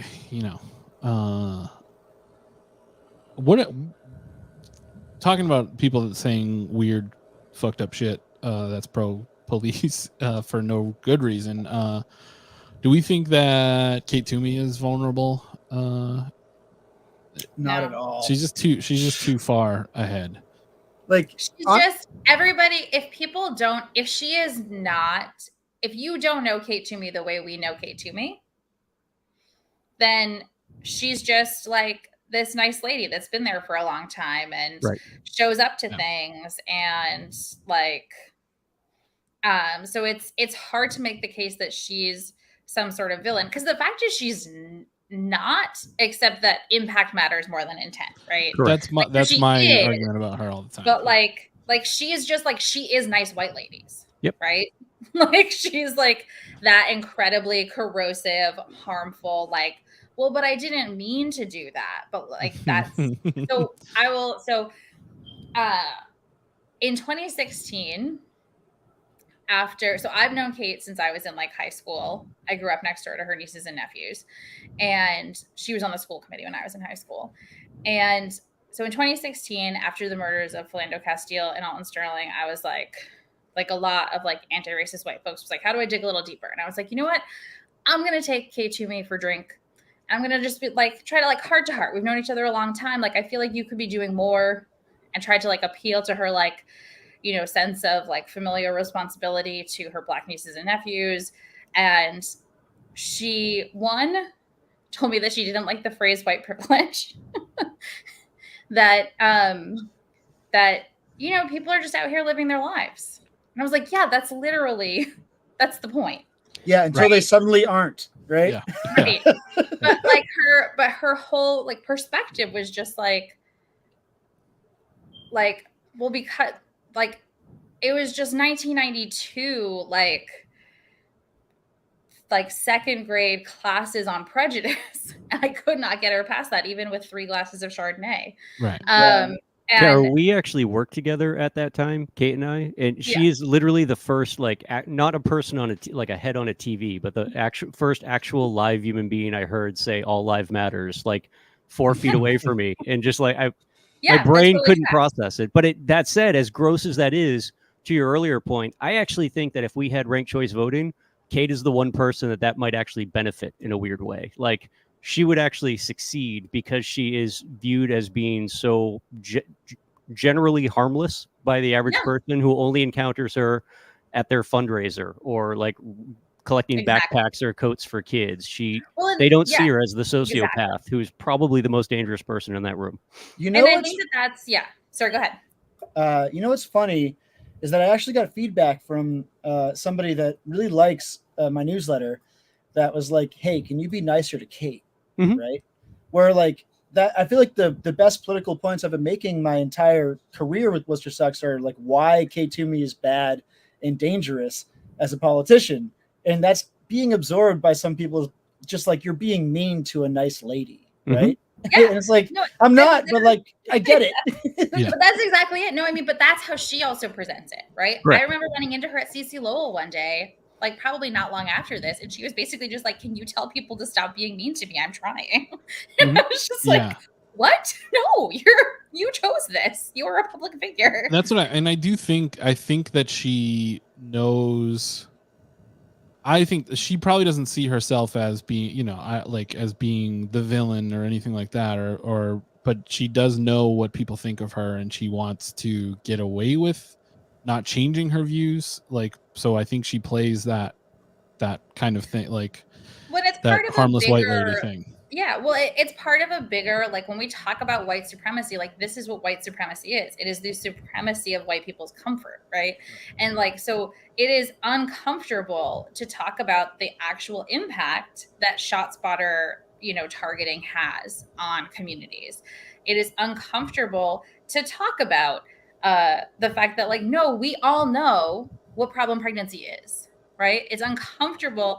And so once you actually just point those out, now you're the one that's being mean. But this is part of how those things stay the way that they are, is by making challenging them what is uncouth, as opposed to actually just being like representing those views. And that you can say this gobbledygook and it doesn't matter what you do. Like, Kate Toomey was super involved in the early days of Mutual Aid Worcester with like making face masks, but like, she's not going to actually identify like the underlying issues to why that's happening. And it's like, you're a city councilor, so the underlying issues really got to be your thing. Right. Like, the point is not like Park Spirit and like, because there's all of them, right? They have this resume of like, well, we'll donate to the GoFundMe's and we'll put the plants in Newton Square. And it's like, but we kind of need you to have affordable housing. Like, the policy stuff is actually what matters. I agree with literally everything you said, Kara. I think from an election perspective, especially in Worcester, one of the issues is you almost have to break it down to its most simple presentation, which is if everyone thinks back to just in a very binary sense, the way boys report being bullied in elementary, middle school, and high school versus the way women report being bullied in those same years, that boys learn to fear getting punched in the face. And then they get to a point in their life where you realize, I don't care if you fucking punch me in the face. Like, I'll punch you back. But there's a weird sort of quiet violence that oftentimes goes along with the way women bully. And that is Kate Toomey. That is like, she is the person that throughout high school was bullying other people in a very quiet social alienation, like, I'm going to cut you out of the program sort of way. And I don't think a lot of people grow out of that, the not fearing that. And I've got this weird, I won't bore you all to death with it, but I got a theory in my head that Worcester is completely a bullying culture. And that's the reason we are what we are. We're deferential to the bullies in the city. Right. And then some of us realize, like, this is fucking dumb. Like, why do I give a shit what this person has to say? And I mean, again, I agree completely with everything you just said. I feel like there's a lot of, especially older voters in Worcester, who need to realize that it's not a popularity contest. And it's okay to look at Kate Toomey and say, you bring literally nothing to the table. Right. So being prom queen is not what we're electing you for right now. Go the fuck home. And I think Connie Luke used to say she liked the ceremonial aspects of her job. Yeah. And so, there's a discussion happening in the comments about, like, if you attack her. I don't think it's about attacking her necessarily. We do, and rightfully so, and we talk about it all the time why we do, because like Kara said before, your impact, the positions of power that she holds are impactful in ways that she pretends not to know about.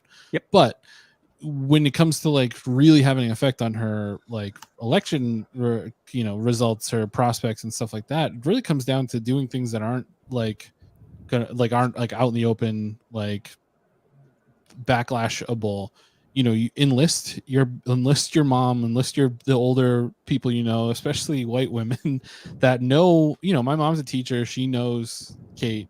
And once she got to understand who she really is, she's like, she fucking sucks. And she tells everybody she knows, like, don't vote for her. Why are you putting her sign in your lawn? Like, do you know what, like, she's a mean girl. Like, yeah. And I think that's part of it. But really, I mean, the biggest thing to me, like, why I bring it up is because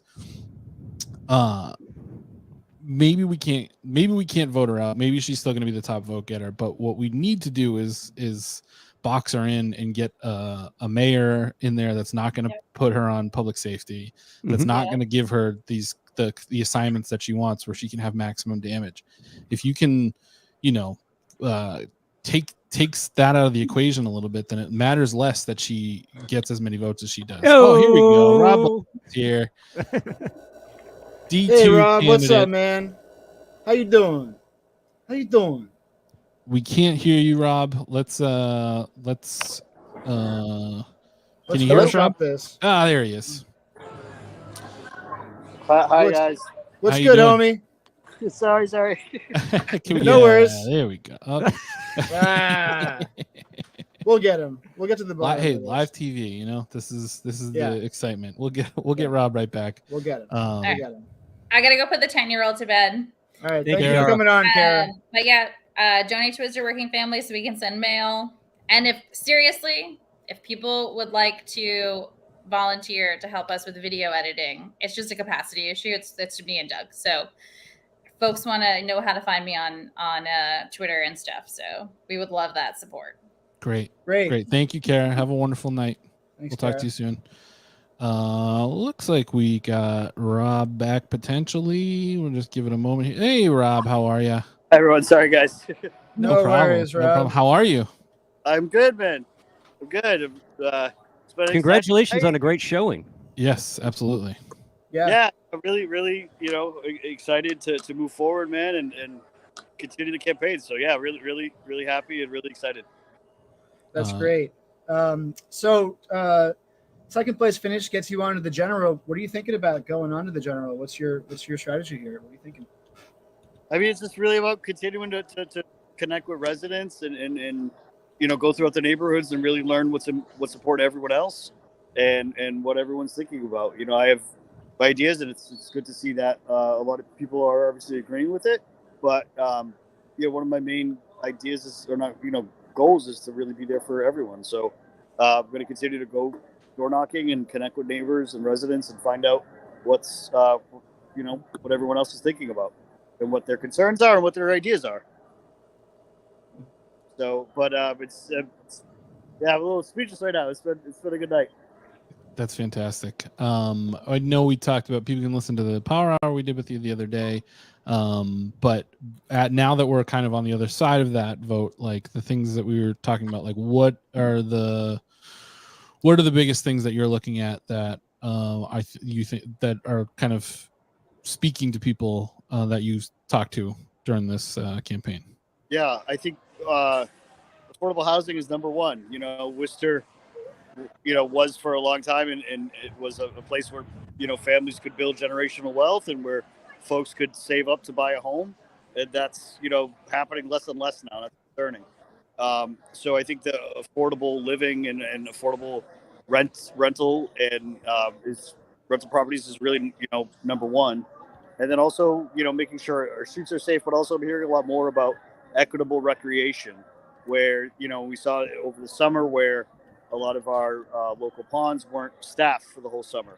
And that's a real challenge for folks that are not able to get to the beach, are not able to get to the Cape or Hampton Beach. That's a challenge. So we got to make sure that throughout the summer, our recreation is open and accessible to everyone. So I'm hearing that a lot. I'm sorry if the music is loud. We're at the... No, it totally sounds fine. Great. It's totally fun. Yeah, I'm actually playing the same song in the background, so it's fine. It was a hit back in the day now. But yeah, I mean, it's been good to, I think neighborhood services but that's one thing I'm hearing more and more about the recreation. And again, neighborhood services, and people are tired of seeing that it takes so long to get certain things done, where we see other city projects really get the fast track. So it's really about making sure that every district in every ward and every precinct and every neighborhood gets the same amount of attention, the same amount of is valued the same. And that's really what I'm about. So I'm hoping to continue that message and hopefully connect with more residents. That's great. Hey, did Phil Palmieri call you to concede? I have not call yet. No, he's not going to do that. I'm just. He's plugged into the Matrix right now. It's gonna be. He's got to find a phone. Yeah, he's dropping off some trash at Old Sturbridge Village. Yeah. Or wait, he might write your check a $5 campaign, but it's going to be a paper check, and you're not going to know what the hell to do with it. Looking for. So Rob, is this your first election of any kind? I'm pretty sure it is, right? Like a municipal election. Yeah, a few years ago I was voted as cleanest wheelchair in Worcester, but that was a tough race that year. Yeah, that was really close.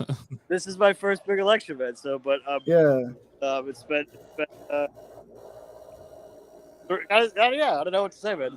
So I'm curious what was going through your mind as soon as you realized that you were going to the general election. Like, what was going through your mind at that moment? Just that, now it's on to the next step, and we'll continue the work, and now it's just on to the next one. Honestly, I'm very excited, and I'm very, just looking forward to continue the work and seeing, again, just more residents that we can connect with and learn. I want to be there for residents, so I want to hear more from what's important to everyone else, but also just to continue the campaign. It's so just excited to move forward, really. Robert, I don't want to put you on the spot here, and we haven't really talked about this much, but it came up a little bit in the discussion earlier. Do you have thoughts about what it would mean to have somebody that representing the disabled community on city council, that a voice that we haven't really had in the city? Do you have a sense of what that would mean to you? To me personally, man, it would mean the next step for disability rights in this country, in America, and in our community. I was 4 years old when the ADA was passed. So many of our the pioneers of the ADA civil rights movement, and here in Massachusetts, people are aging, and we've unfortunately lost some of them, like Paul Spooner, who was a great disability advocate and was head of some independent living centers. It was an incredible voice for our community here in Massachusetts. But I think, the next step is to continue to make sure that we're involved in the process and that our voice is heard. So I'm really, if the voting goes, that way, would be obviously thrilled to make sure that disability and accessibility, and not just for people with physical disabilities, but people who are neurodivergent, people who and mental health now, was from the beginning of the ADA, mental health was really left out, and that's something that we're seeing now is a crisis throughout our community. So it's important that my voice, obviously, I see everything through that prism of disability culture, being someone with a disability. So that unfortunately that voice, that perspective isn't there. So I'm really excited to be able to provide that, and hopefully make sure that we really make sure all of our projects and everything that we do is accessible and equitable and inclusive for people with disabilities. Hell yeah. That's great. Thank you so much for joining us tonight. Thank you for all you've spoken to us a lot over the course of this campaign, and we really appreciate it. We just want to say congrats again. We're really excited. If people want to get involved, what's the best way for them to help you out in the next couple months? Yeah, so the website is Bellotta for District 2, and folks can sign up there for our email list. And also we have the Instagram, which is Bellotta for District 2. And I have the and that's the number. That's the number 4, the digit, right? Yeah. For District number 2. Yep. But we have the Facebook Rob Bellotta for District 2 as well, so folks can reach out to us there. But if anyone's interested in supporting the campaign, we definitely need the help, obviously, with door knocking. But where we have a core group of volunteers now, and it'd be great to see that expand and see how we can connect with other residents. So Amazing. Rob, thank you so much for joining us. We'll let you get back to the party. But do you guys, if you guys have anything else to say, or we'll let Rob go? Yeah. Just congratulations enjoy on your a great party, man. showing. Thank you guys. Really, Congrats, seriously. buddy. Yeah. Have a good night. We'll see you soon. You too, guys. All right. Take it easy, bud. Rob Bellata there, one of the best. We're very excited for him, and yeah, I mean, get involved. He's got a great group of people over there. And I can't stress hard enough how fucking cool it would be for that guy to beat that woman. Well, Yeah. that's a shitty way to say it. Right? Wait, Like, nobody clip that. Nobody clip that. Like for that guy to beat Candy Merrill Carlson, who's the avatar of everything fucking wrong with this city. Right. For that guy to unseat her in that district would be massive, you know? Yes. It's like maybe more than any of the other district races. Like it would be crazy to see that. Yeah, I'm sure it'll happen, but I really hope there's cross-pollination between these district races the way they shaked out. Or shook out. There's a lot of room there for, again, even if it's just small dollar monetary support and sharing volunteers. There's enough there to work with. It'd be great to see. Yeah, I mean, we've seen it already in the lead up to it. Like you've seen how much like Domenica and Tu and Attell have been with Rob and been with working with each other. Door knocking and all that stuff. So yeah, I really do think that that's like the best way that this all plays out is that if there's a slate. If people understand that this is a group of people that are all moving the same direction and trying for the same things, and they're all supporting each other, and we see it as like yes, a crew that comes in together. So yeah. So I've been sitting on an essay about Worcester municipal politics that's sort of like exactly getting at that thing that has just felt too weird to release. Before this, but the election results here really do, I think, command and compel these progressive candidates to like actually form a brand around themselves, right, and identify as one thing.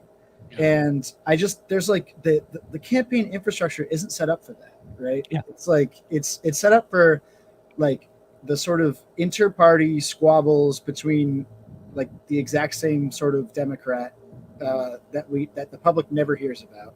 Right. And just like after all the public sees is personality, like a Kate Toomey, right? Just like a nice woman.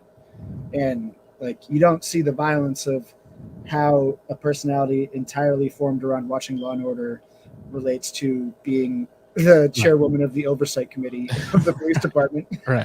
Well, I think I think that is the way that it's a shift in the way that we think about this stuff because like for the most part, my entire life, like the way people have thought about it is like, oh, she's a nice lady. And they think of Worcester politics as being like this small town thing. We talk about it all the time.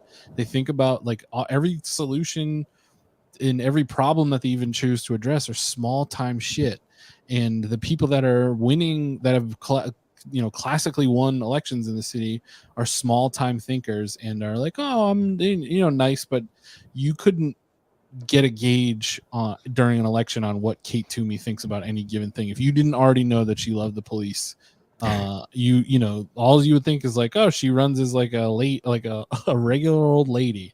Mm-hmm. And now what we're seeing is like, especially this year, like we've had it building up, but especially this year is like this group of people that are like talking about bigger things, are thinking about things in a more direct way, in a more progressive way, in a more like big city way. And there is something to that. There you go. Now you're on. Hi, everyone. Hey, Nelly. Hi, Nelly. Congrats. We sent the What's up, message Nelly? tonight. Hell yeah, you did. Hell yeah, you Amazing. did. Can't hear anybody. I can't. What? What Can did you I? hear us? Darn it! Your audio's not coming in. Hold on. We're down at the beer garden. We're gonna go celebrate there for a little while. Oh, wait, that's because I have the stream going. Wait. Post the question in the chat. Hi, Nelly. Can you hear us? Oh, darn it. We can't hear you, but I'm hiding a sign. Look.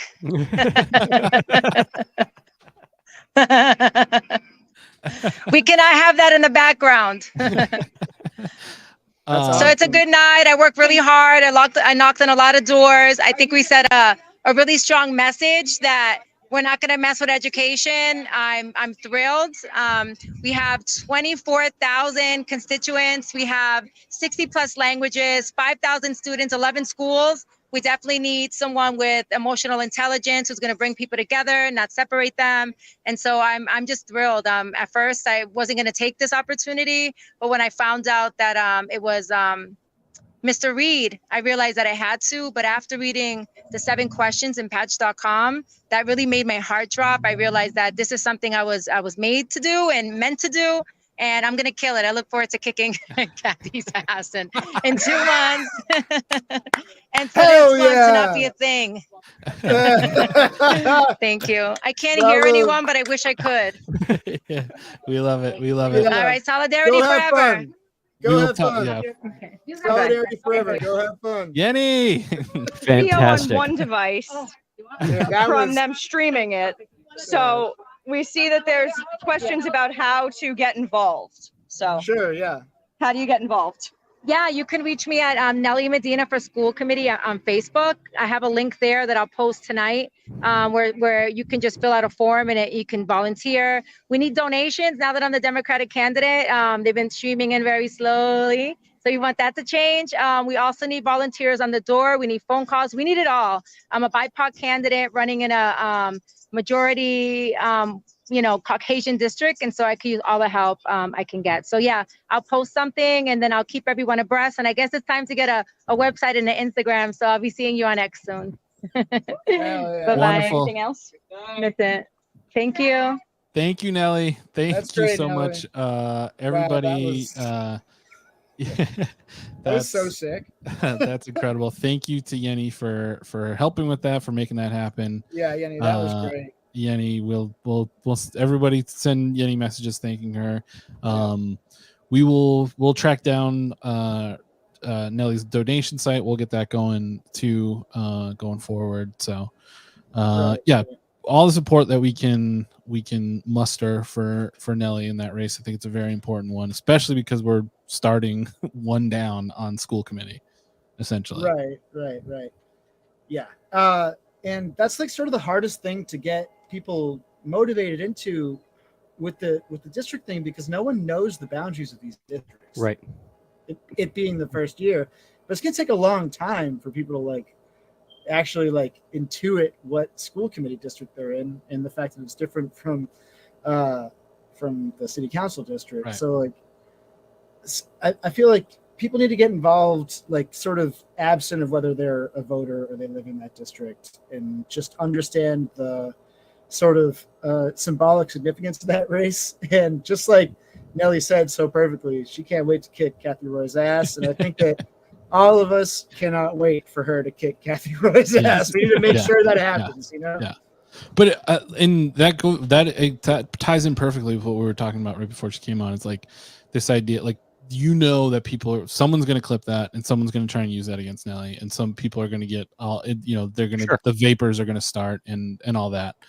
But it just goes to show the split in the city of people that the most important thing is that you're nice, and other people who this shit is real for them. They're there are people that are actively trying, even in progressive Massachusetts, progressive Worcester, Massachusetts, trying to ban trans kids from school and trying to blow up the school committee so that they can get books banned and pulled out of school libraries and stuff like that. The shit is real, and the shit is even realer for people that don't have the white privilege that the three of us have. Yep. And that that we carry around and know a million people with.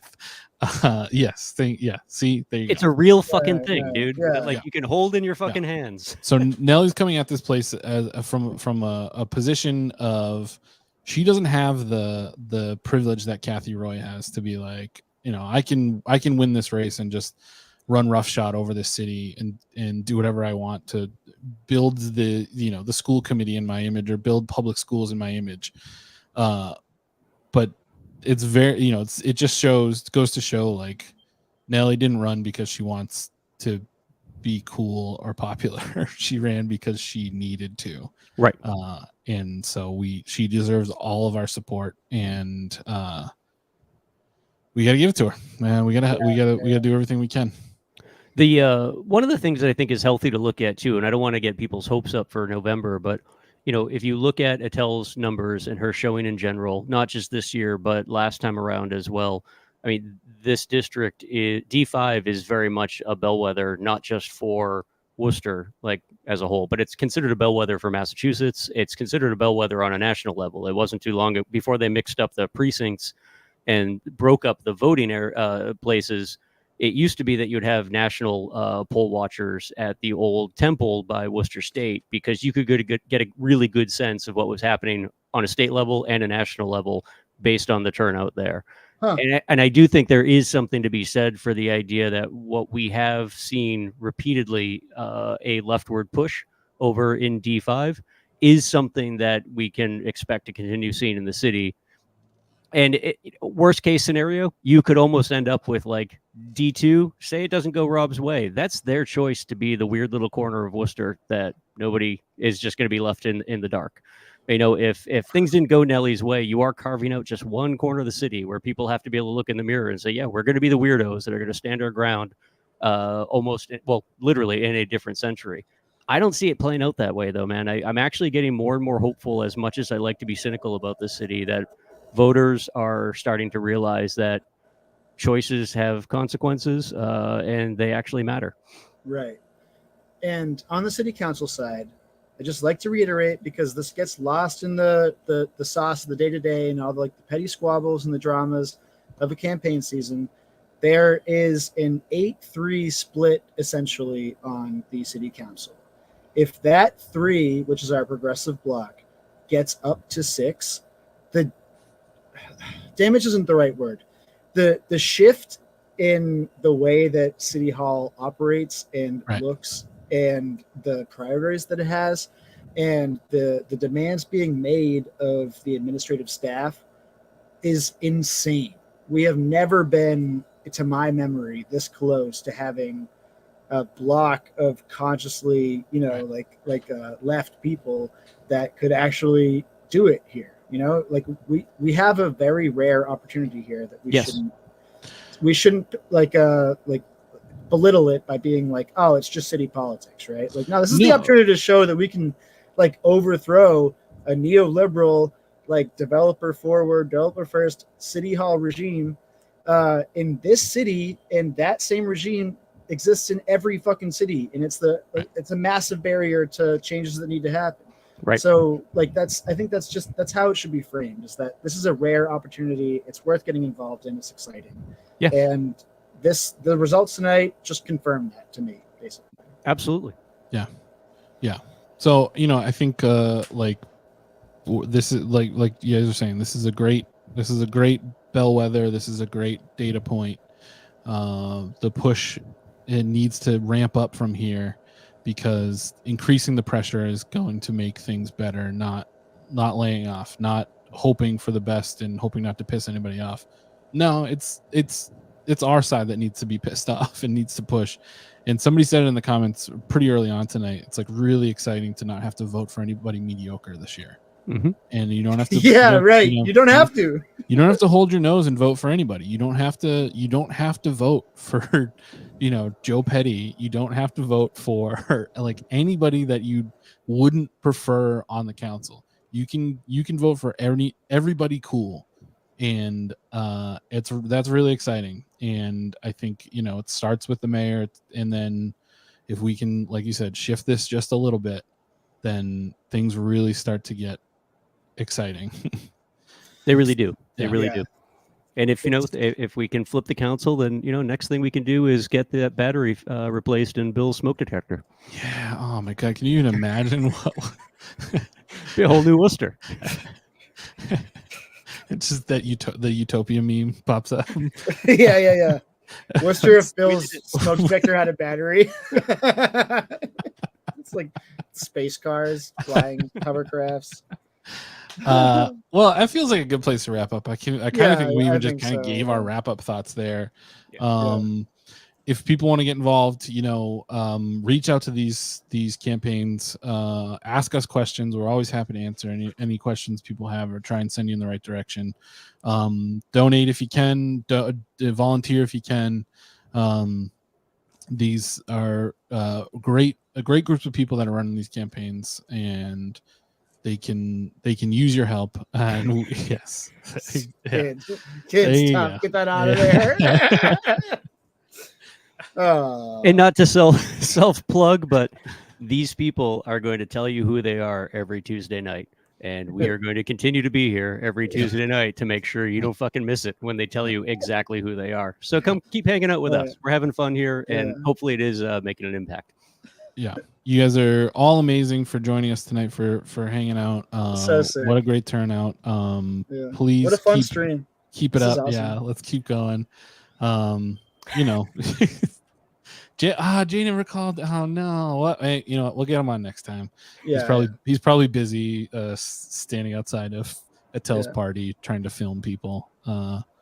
So it is. Yeah, no, it was real. I mean, it was real. So yeah.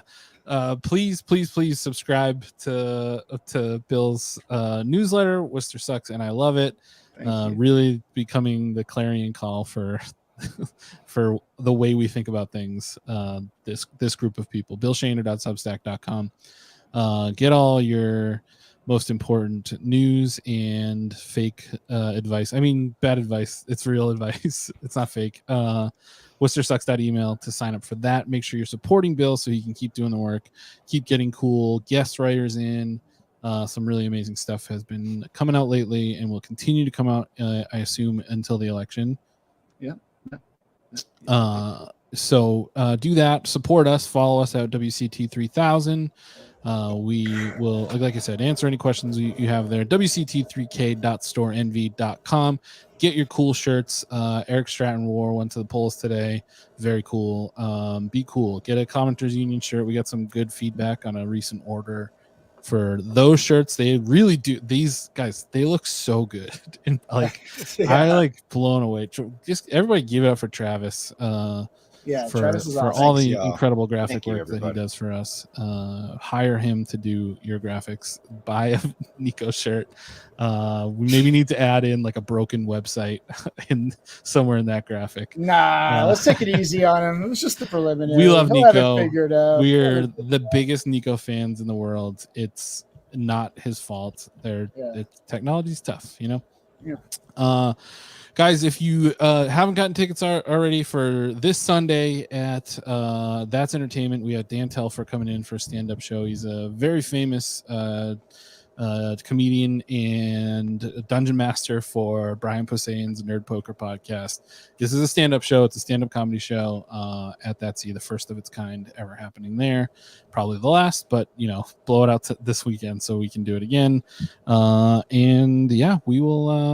We will be back in the council chambers with Fred and Nathan next week.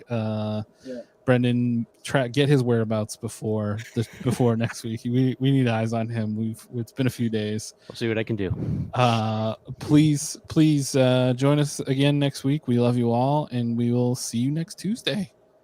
Goodbye, everybody.